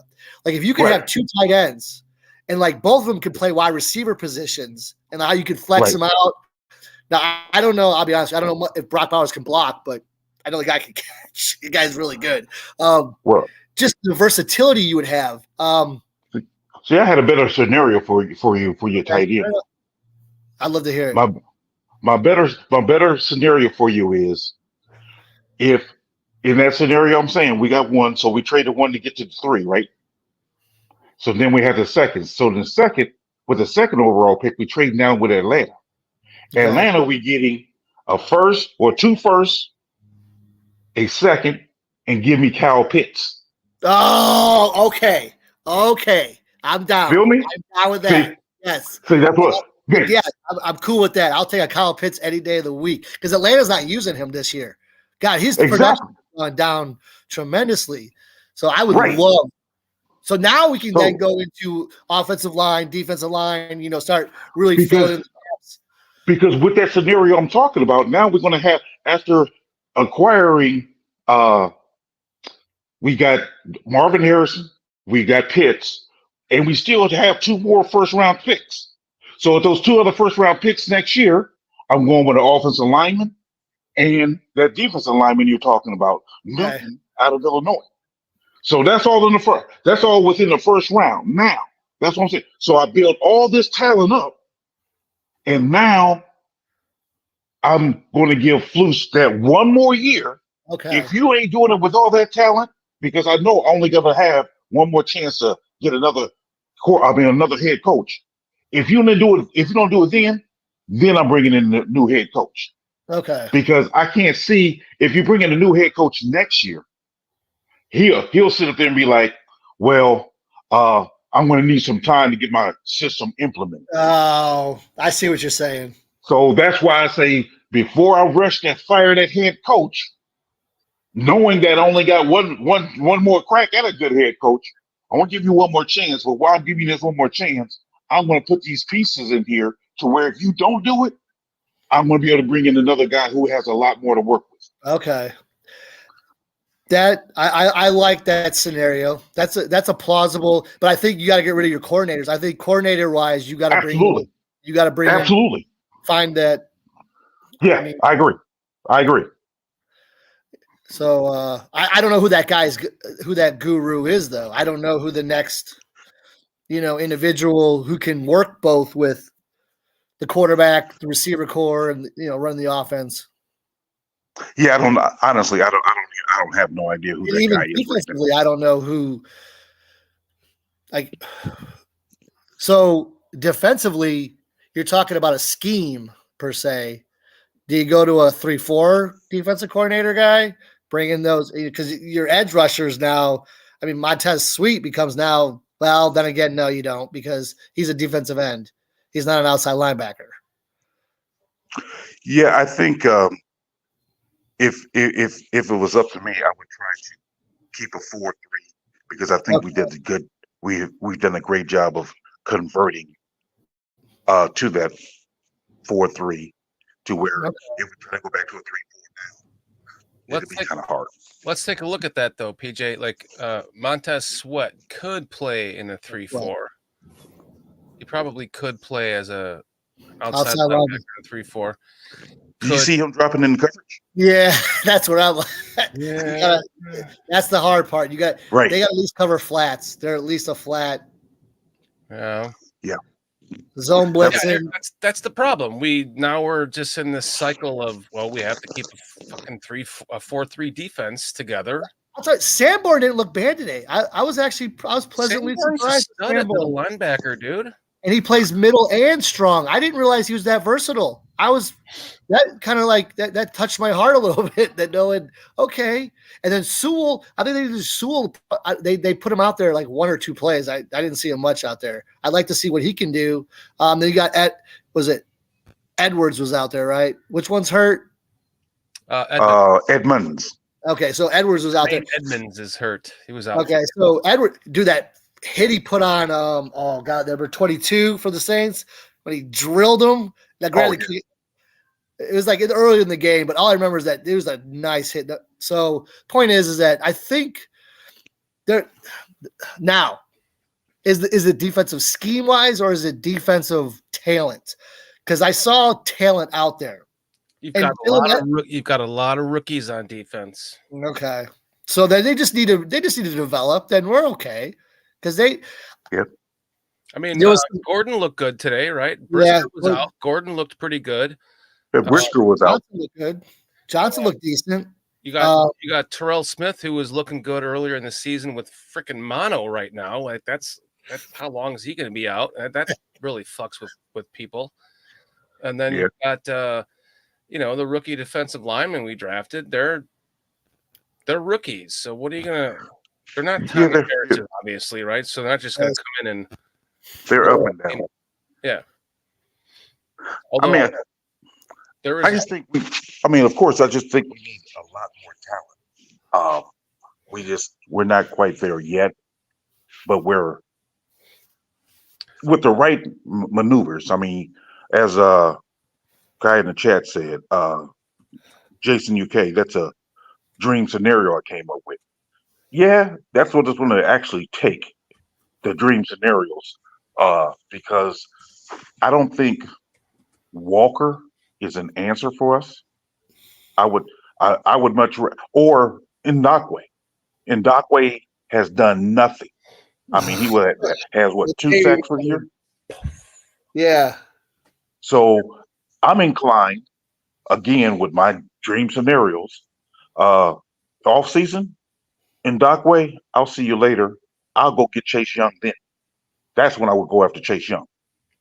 Yeah, the Niners are not signing him after this, right? Oh, no, they're not. I mean, as long as his medical checks out.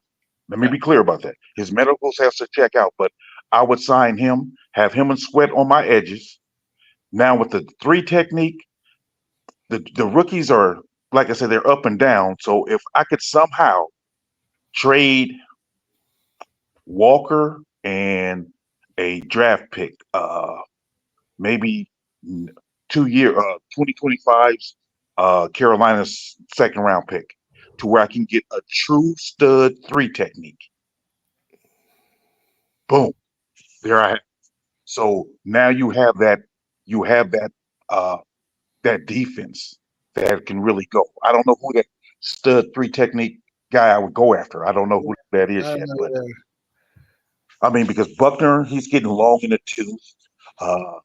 Simmons from the Titans, I don't know how quick he is off the ball. So I really don't know. I mean, if I'm being totally honest, I don't know who or what 3 technique I would actually go after. But I think we do need to get a 3 technique in that off season somehow. But yes, I would go after Chase Young. And if I can get Chase Young and get that in a trade, get that 3 technique, instead of drafting Newton in the 1st round, then I would draft another defensive end. That way I have a great rotation between Chase Young, Sweat, and a 1st round defensive end. Let's say it's Jared Verse from Florida State. Oh yeah. That guy. I forgot about it. He went back to school. Yes. Like that guy. Yes. But that beyond him, there's not much really. And I haven't really paid much attention, but I'm just hearing people saying that there's not many defensive ends in this draft. I heard some other guy, guy out of Utah, I think it was. Oh yeah, that's Walter pounding the table for that dude. Yeah. Yeah. So I mean, I think there's other guys. I just don't. I don't follow college football enough, but that's what I'm saying. I mean, I just thinking there's scenarios to where I can, you can try to get this thing jump started, knowing that, hey, I'm not going to worry about trying to get a quarterback next year. I'm going to concentrate on getting everything else around the quarterback. And that's a lot of leverage. That's a huge amount of leverage. We don't need a quarterback. So then we can just, like you said, start trading, positioning yourself in the draft, and maybe even trade for already a current player in the on a team that fits our style. So that's interesting. Now you piqued my interest, because now I want to start looking at some like 3 technique guys and see who's out there and who can help and play that, like the Aaron Donald over under, play that 3. Now he's the ideal guy, but that's just too much money. We have it though. We have money. I think that's no. Then again, they don't want to spend it. We just gave a chunk of it to Sweat. We still got to pay Johnson, so we won't be able to afford Aaron Donald. No. I'm not saying a guy. Maybe if you could see a diamond. I'm always looking. I'm a half glass full kind of guy, like looking for that. Who's that diamond in the rough kind of guy, or know, where's he at? Like I said, the Illinois guy. Like, can that guy be available or whatever? So the Eric Harper's asking, who's your dream draft defensive end, Walt? His name is Jonah Ellis from Utah. Okay. He's the Utes defensive end. But he has 9 sacks. And hold on a second. Leads the football Bulls subdivision with 9 sacks and is tied for first with 13 tackles for loss. Okay. I think his brother played in the league too, didn't he? I don't know his brother's name, but I think that's what Walt said. His brother played in the league, or plays in the league. I can't remember. Yeah, Walt's pretty high on that guy. I think that's him. Let me see images. What's his number? I think I heard just about like 4 or 5 defensive ends that should be able to go in the first round. So that's what I'm saying. Grab one of them. The one that I'm most familiar with is first. That's why I said Florida State. Yeah. Yeah, that's why I named him. But that's what I'm saying. I mean, I would have that 3-headed monster. And Eric says that having Sweat and Young would be expensive. I agree. I think you're paying about $42 million for both of them. Or you go Sweat and Verse. You just draft Verse and call it a day. Well, I still want to go with 3 because of Young's knee. Yeah, that's the thing is that, do you just even risk Young? Do you just push him, forget about him? You go Marvin Harrison, and then you go the Penn State left tackle, I think. But you can see a scenario I told Coach B in trading down. I've now got 3 first-round draft picks. Okay. Yeah, with the 3 first-round draft picks, I'm going Marvin Harrison, offensive tackle from Penn State, and Jared Verse. Okay. God, that'd be dirty. Like, and then you can sub them in and out. Like, you got fresh legs, exactly. For Young, exactly. He is, that. I don't know, but I guess it comes down to money too. Because if you're going to pay Young money, you want him on the field. That's the professional side. That's not the coaching side. One way, but because you're only having to pay those 2, because Washington had to pay their 2 interior guys this year. So they were spending money that year. That's what I'm saying. So I'm paying my 2. The only people I'm paying on my defensive line are the 2 ends. Okay. Young and Sweat. Then I got a rookie. Okay. He's on their rookie contract. Then I got Dexter and Pickens, who's on their rookie contract still. So the big money still is only going to the 2 ends, because Billings, he's only costing me $4 million a year. Okay. So the only real money I'm paying is my 2 ends. And by the time Jared Verse, if he's the guy I drafted, by the time he's come up for contract, Sweat is now out of his contract. Yeah, he is, because he's only 4 years. And exactly. So that's what I'm saying. That's how I would do it. So that way I'm keeping the guys fresh. I got a good pass rush consistently, and I'm going in and out. That's why I say even with the trade, because I'm getting rid of Walker's contract along with a future second round pick to get maybe Simmons. I think Simmons is making maybe $10 million. So I think I can absorb that. So those would be the only three guys I'm really paying on that line, or whatever defensive tackle or under or three technique I can find. That's what I'm looking at. I like it. I like it a lot. What do you mean Simmons? Huh? You said Simmons. Yeah, the guy from the Titans. I think he's a three technique. Is his name Simmons? No, it's what is Walker. No, the guy who's on the Titans right now. Oh, you're saying go for him in the free agency? No, trading. I would trade Walker to get him along with the second round draft choice. Because I think he's 26 years old. Walker came from the Titans. We can't trade him back to the Titans for. Why not? They may want him if he's familiar with their system. They can lower their payroll because he'd be cheaper than the Simmons guy that they already have there. That's suspect, PJ. Because Walker is making $7 million. I can't remember how much Simmons is making. I think that's his name. Jeffrey Simmons, I think. So I'm trying to get him if I can't find a better three technique. Because I'm trying to get somebody that I can rotate with Dexter. I want to get this question. So I'm trying to lower my cap number by getting rid of Walker. Jeffrey Simmons. Think they're not going to take him in a trade back though. Ooh. That's 4 years, $94 million. I don't know. Yeah, see, that's what I'm saying. I'm trying to find a trade technique. I don't know exactly who yet, but I'm trying to find one. Eric Harper is asking, what do we do if we get with Jones if we draft a left tackle? Swing tackle. Swing tackle. Thank you. I was trying to say that, PJ. I'm here for you, brother. You took it away from me. I'm just saying, if you ask one more time, we got a problem. There you have it. I sit here looking dumb the entire time. I try to look smart, and you took it away from me. I was having your back, bro. All right, fair enough. Right? Yep, fair enough. I got that phrase from Coach B. I use it all the time with my wife. She's like, you cannot use. That's his phrase. You can't. No, that phrase is open to anybody. It's the best phrase ever. It keeps from conflict. Like, if you don't want conflict, just say fair enough. Fair enough works. Every time it works. So well said. Thank you, Coach B. I love you. I love you too, buddy. This is fun, man. I'm having a blast. This is only known you forever. Yeah, I know. Yeah, I know. No, I was about to say everyone's getting the sun's going down, so it's getting dark in everyone's background. I'm gonna tell you what, man. Turn off I my hate lights. this time change thing. It sucks, right? Today's the first day. It is. They're having to deal with it. It's like only 6 o'clock, and it's like 10 o'clock. It feels like. Does it even work for the farmers anymore, or for children coming home from school? I mean, does it? It seems like it's got to be an economic thing. It's something that they're doing to control us. PJ, what do you think about the time change? Are you for it, against it?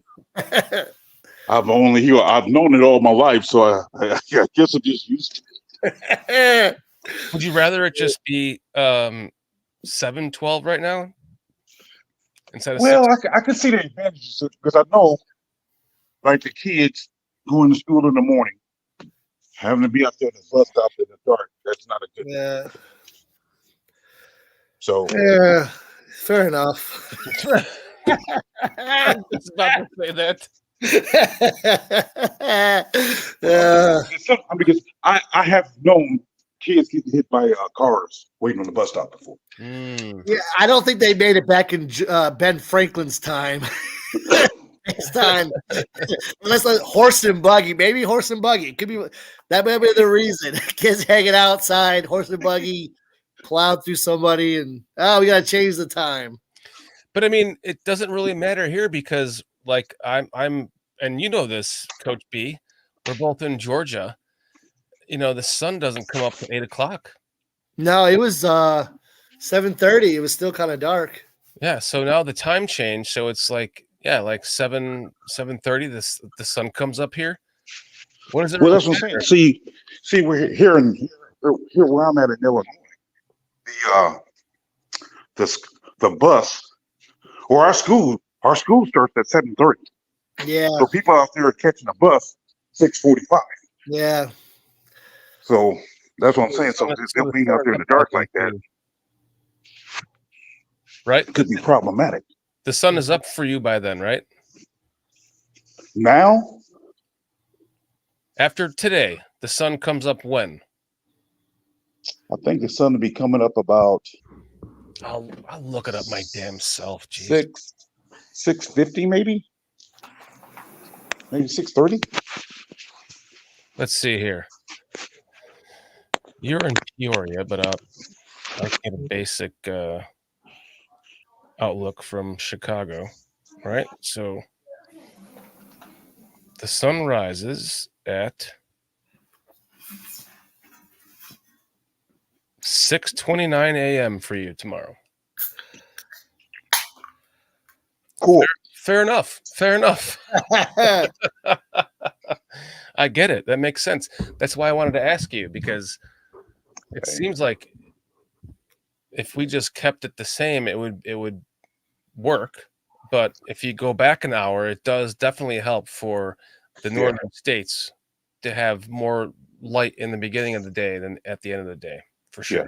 I do remember living in Illinois that we did have like not longer days, but the sunlight did come up earlier in the day. Mm-hmm. It just seemed to last a little longer. But here, it seems to be dark all the time now in the East Coast. Mm-hmm. What time did it get dark for you guys? In the dead of winter, it gets dark at like 5:30 for us. Yeah. 4:30 for you. Yeah. Because we're an hour ahead of you. Oh, okay, that's right. Because at 4:30, right? Yeah, 4:30 here. Dark for you, yeah. Yeah, it's dark. Okay, all right. It's nice living down here because literally I drive home from our wonderful adventures for the Vikings and Raiders game. Mm-hmm. It's like I don't even hit the time change until I hit Georgia. I drove all the way through Illinois, Tennessee, Kentucky, Tennessee. Then I hit Georgia, and then boom, the time change. It's weird. So I'm like, because I know Indiana is Eastern time. Some places are. Actually, Indiana is the weirdest place ever. It's so weird. I hate driving through it because it's like, what time is it? Yeah, places, and I think certain places don't even have daylight savings. Indiana used to didn't, but now I think they went strictly Eastern now. Okay, because they would flip flop. They would never change, so they would flip flop Indiana, but now it's Eastern. There's different counties in Indiana though. So as I'm really, so normally I drive right up the middle of Illinois to come home. I stop at Portillo's in Champaign. Can I get a sponsorship, Portillo's, please? And then I go on my way, and I know when the time changes. It's like right when I leave Georgia, it goes an hour ahead. I know where I'm at. But when I go through Indiana, like I did last time, and I wasn't paying it, I was like, oh fuck it, it's quicker by like a half an hour. I'll take it this time. It was just I never knew where I was at. I kept having to call my wife. What time is it? Because you can't look at your phone. Well, it would change. It would go back and forth because there's different time zones in different counties of Indiana.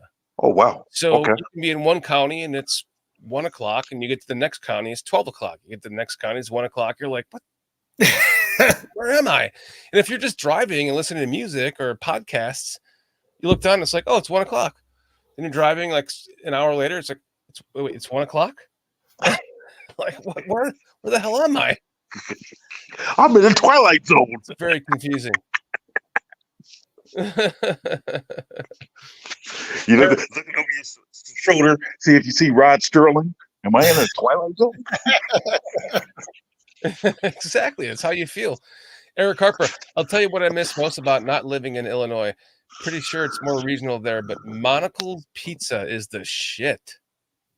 Really? Monocle's? Never heard of it.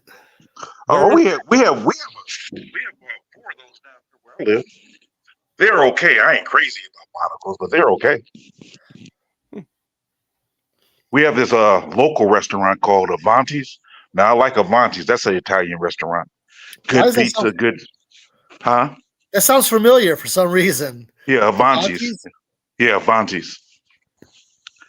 Because I know because I know the owner, so I know he's just local. So yeah, he's not expanded all over. I think he's Peoria, East Peoria, and Bloomington, I believe.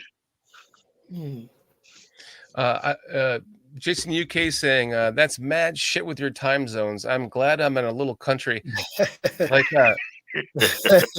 Jason UK. So I started the GoFundMe. I'm sure you know for Chris Watts. He came out October 12th. I drove from Atlanta up to Illinois and picked him up from the airport, and we met PJ at the Vikings game. It was awesome. Brian said, "Fuck you! I'm not going to come to that game because I hate you guys." He never made it. And, just kidding, of course. But we had a great time, man. It was awesome hanging out with a British guy, and I'm not sure what your accent sounds like, but if you know Chris Watt's accent, I'm sure you have heard it. I'm just curious to know what your development of where you're from in that region that makes your accent change, because we talked about that a lot when we were Go from out. time zones to accents. But we were talking about time zones as well, and he was saying the same shit. Like it's so much more. It's so much larger here. When he came here, he just like felt so expanded. He was just like, "This is amazing." Yeah, I mean, the UK is very small. I mean, so yeah, like, guys, what Texas? come on over to Illinois. You can get lost over here. Yeah, Illinois is like what half the size of UK, probably. If I had to guess, Jason, UK.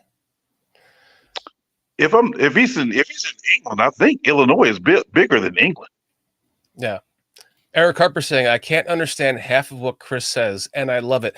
Listen, dude, I was hanging out with him. My cousin is dating a guy who owns a distillery, and he has a bar in it and shit. So he bought a bottle of Scott or whiskey. I bought the same bottle, and then we ended up just drinking one night. We cracked my bottle. He was going to take his home with him, right? And we were just hanging out, drinking, sipping on some excellent whiskey, and his fucking accent got so extreme. It was like he was hanging out with his best friend. It was like Snatch, like the movie Snatch. He was like, you know what I mean? And I was like, I can't believe I can actually understand you. I've been hanging out with you for like 3 days now, and that makes perfect sense.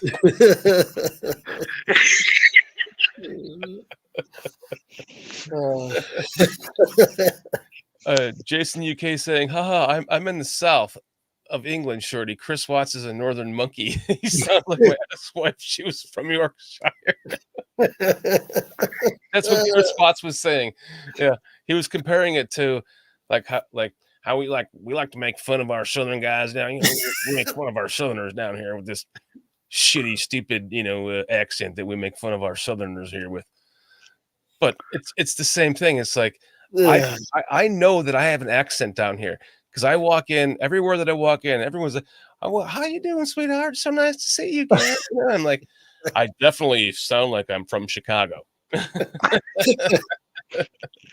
I never knew I had an accent until I moved to the South. So it's same thing. Yeah, I think we got about 4 or 5 different accents around America. Mm-hmm. We got the Southern, we got the New York, we got the Chicago, then we got the regular.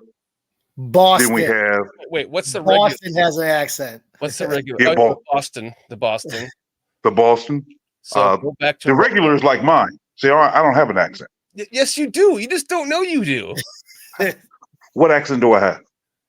A Chicago accent. No, I don't. You pronounce your A's. Say the word accent. Accent. Okay. You said accent. In the South, it would be like I don't know. Accent. No, he's So are you originally from Illinois, PJ? He's in 100% Peoria. North. 100% okay. He sounds just like Coach Demery from the South. Like you guys, if you guys hung out, you guys would be two peas in a pod. And this guy's from like Savannah, Georgia. A guy I know. The reason why I say that because when I was in the Army, that's probably why.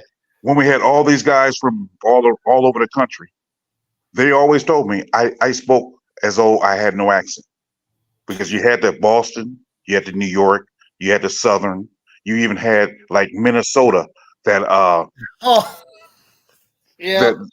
my wife's from Minnesota. Yeah, that Dakota type accent. Yeah. PJ, Fargo.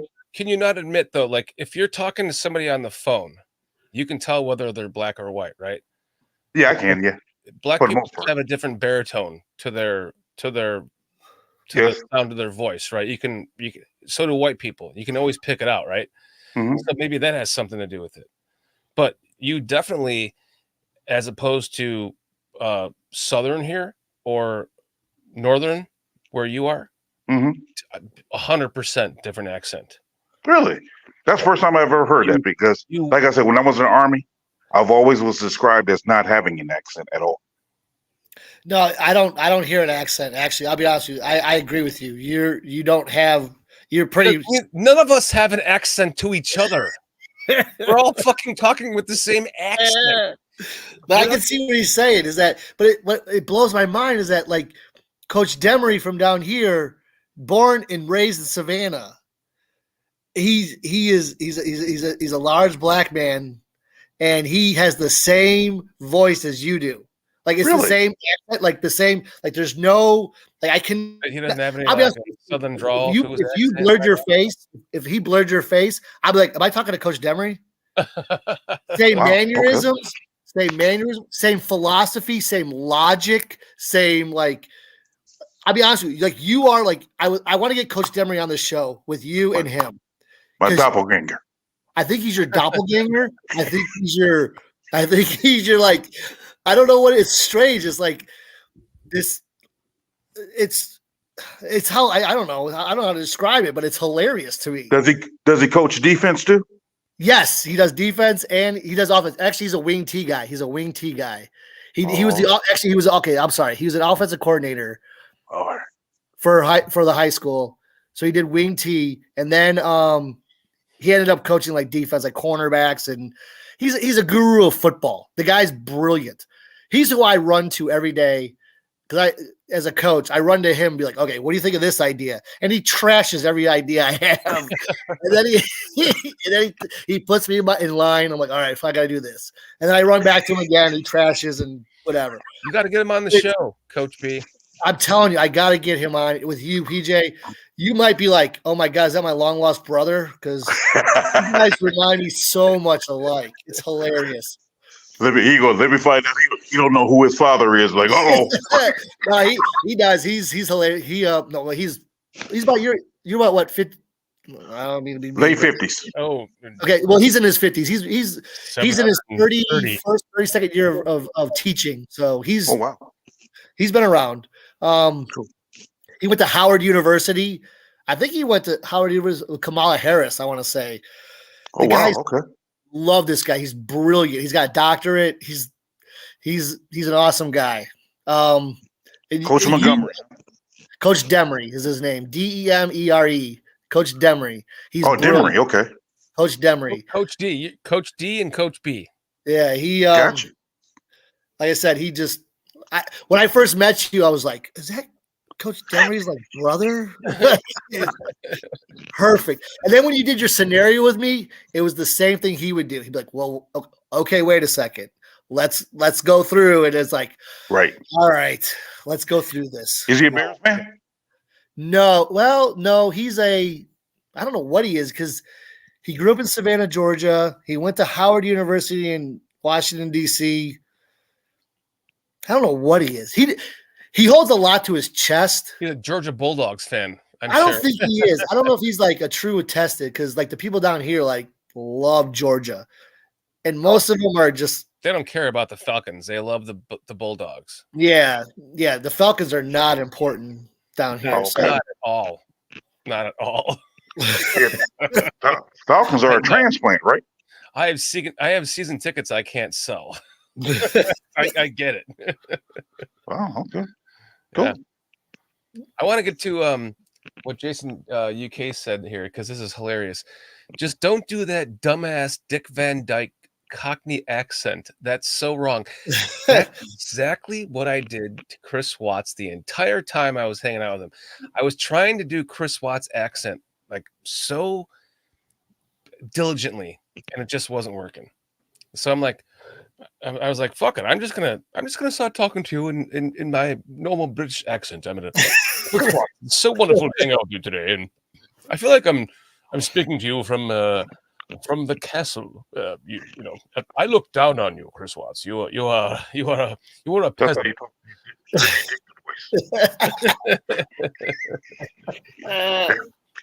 When he does that commercial, that's that voice you use right there. Greetings.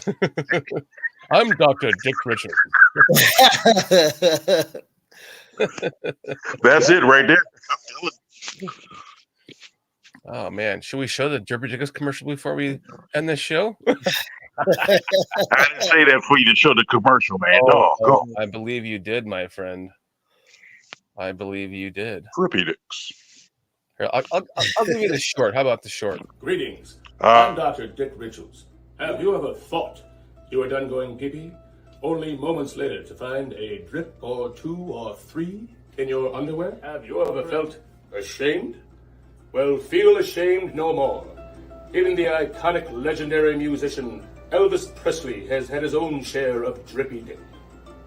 For all the males in the they, them, there, go, thou arts out there, anyone with a dick, I've invented a revolutionary patented design called Drippy Dicks. Our state-of-the-art patented design can absorb up to 2.5 cups of pee-pee. Place adhesive side down in your banana hammock. Watch Drippy Dicks go to work. The banana hammock is still dry. Just look at that absorption. Drippy Dicks. Made by a dick for a dick. Drippy Dicks.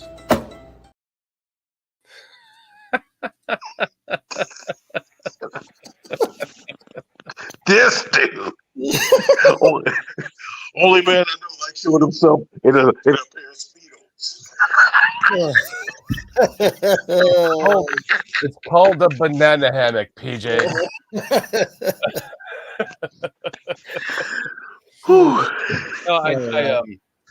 So in Round Lake, where we grew up, Coach B and I, they have a radio station, Coach B, in case you didn't know this.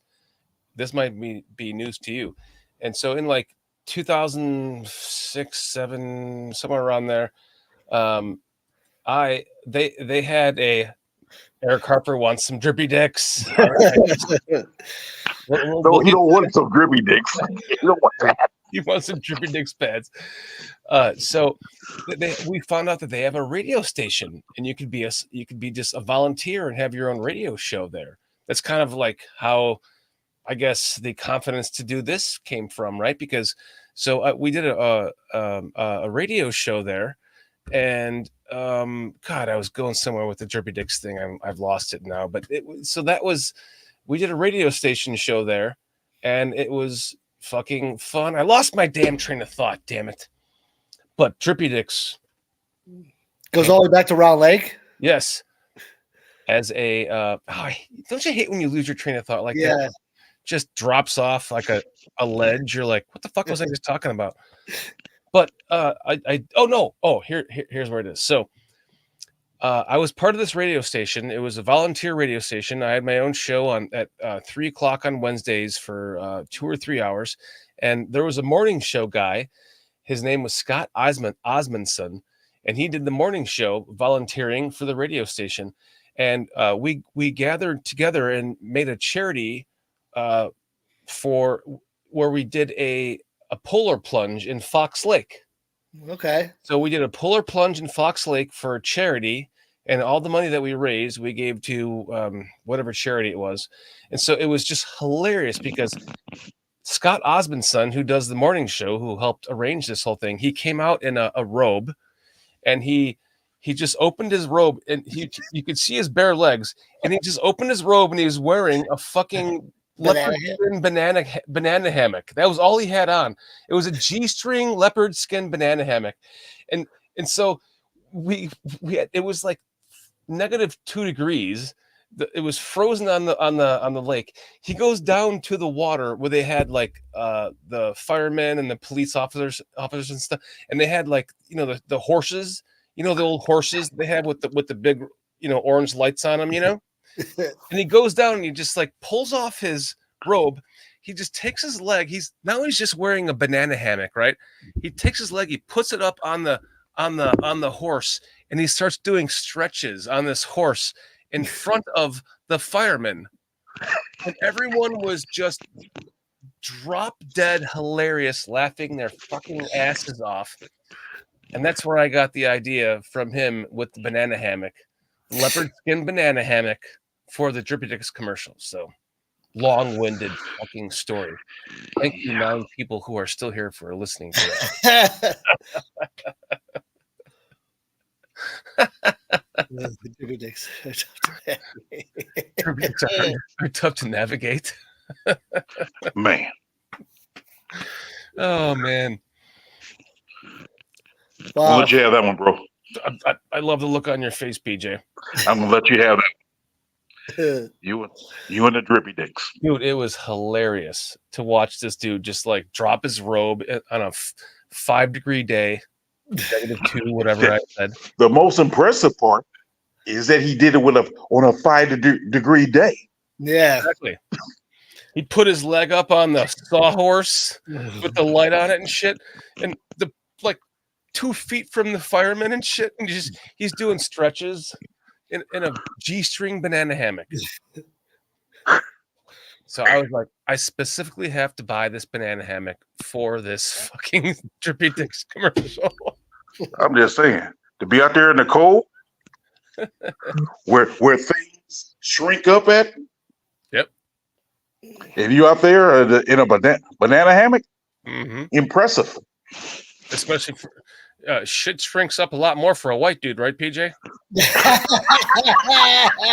I ain't going there. I was thinking it. You said it. I ain't going there.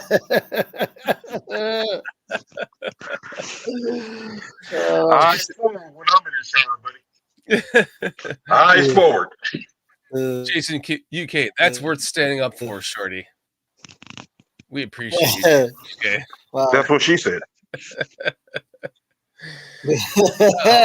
Oh, that's not much banana for the hammock at that temperature. I'm trying to tell you.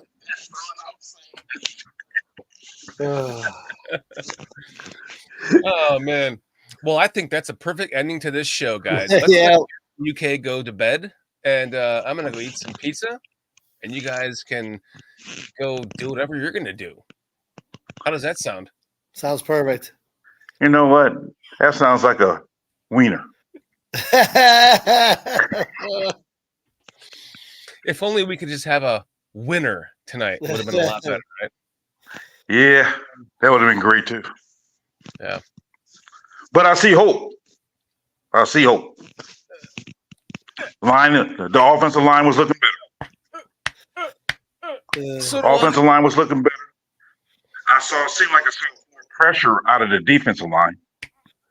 So I have hope. Okay, so hold on. Let me just get my heart back going again.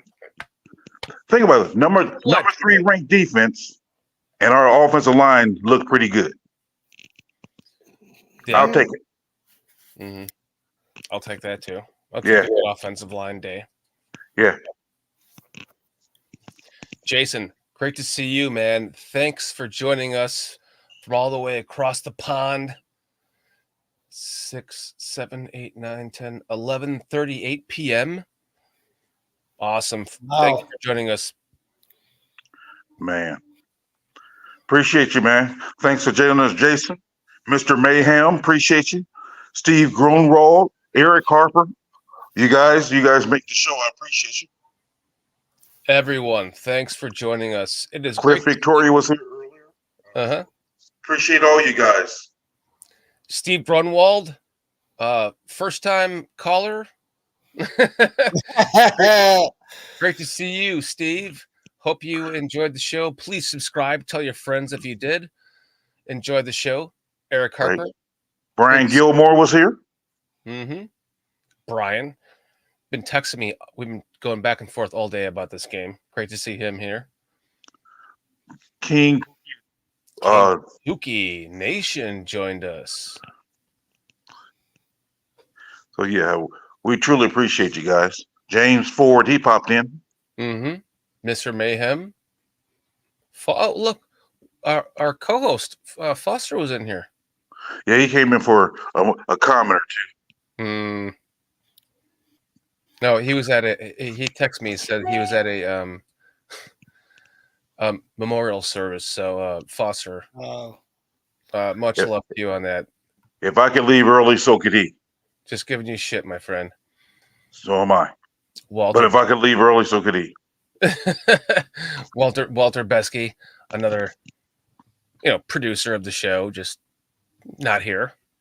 Simon, my cousin, great to see you, my friend. All you guys know who you are. You are what makes the show. So thank you so much for joining us. Coach B, I appreciate you stepping in, man. Thank you. Dude, I had fun. I appreciate everything you guys do, man. This is a great podcast. I appreciate it, man. We really do, man. I appreciate you being on today, man. You're a good guy, man. I appreciate it. Thank you. He's not that great. Nah, I'm not, but I like him though. You should see some of the shit he says to me in text. What an asshole. Coach B, you are like seriously, you are one of my best friends of all time. So you're my best friend. Hanging you're out. My best friend, man. I think you're my only friend. Hey, you gotta get out more, man. I do, man. I'm telling you. I'll tell you what. I moved down to Georgia, and I make friends, and they all move. I feel like everything I do, like everything I touch, like they like gravitate for a little while, then all of a sudden they disappear. They go off somewhere else. Man, I don't know what it is, but luckily Dan he stayed. Dan has stayed. So that I forgot to tell you that we're moving back. I forgot to tell you that we're moving back to Colorado. Where are you guys? No, you're not. Shut. What'd you say? How far away are you guys? Like 3 hours, 4 hours? Yeah, 3-4 hours. I'm Savannah. He's Atlanta. Wow. Okay. Ravi, what's up, Ravi? You're coming in. We're about to end the show, man. Bro. Perfect timing, Ravi. All right, let's go. Another 4 hours. Let's do this. Let's keep it going. Ravi came in. We'll repeat everything we just said. No, seriously, man. Thanks for hopping in, PJ. Foster and Walt, fuck you. Great to see you in the chat, at least. Coach B, love you, brother. Love PJ, you too. love you too, brother. Great to hang out and talk about another Bears loss. Hopefully, we can continue the losses at this point, because what else is there to look forward to? Development. That's what I have to look forward to is development. Even with these losses, I want to see some type of development. Jason, you get another 4 hours. Let's fucking go. I'm down. Wow. We got the fans that we do have, they are truly dedicated and loyal. I give them that 100%. They be encouraging us to go for 8 hours. Let's do a marathon. Let's go 12. I'm like, whoa. Yeah, you guys went like 6+ hours. They're like, let's break the record. We only got a few more hours before it's time to get up. Let's go. I'm like, no, that was the draft show. The draft show was like what? 3? No, it was a show like 2 months ago where I think it was when you were in town, actually, in Florida. And okay, you came to visit us in Florida, and I like handed over the show to these guys, and then was just like, fuck it, never mind. No, yeah, I think it was that, and then it went 6.5 hours.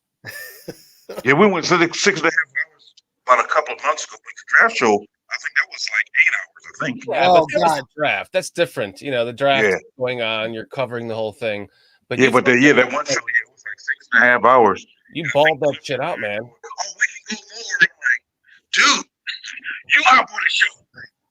You tag in for me. Yeah.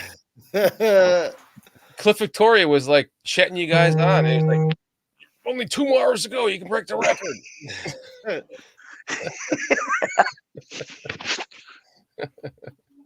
I'm telling you. You want to get in, dude? Hey, all right, guys. Well, let's. Oh, what's up? What's up, dude? Hi, Dan. Hi, kiddo. Yeah, get in. We're gonna end this. You want to end this on a 1, 2, 3 Bears with us? Ready? 1. Wait, hold on. I gotta get the close it. I don't have Walt here. He's in chat. All right, so let's end this on a 1, 2, 3. Ready? You join us, Jake. Ready? 1, 2, 3. Bears. Bears.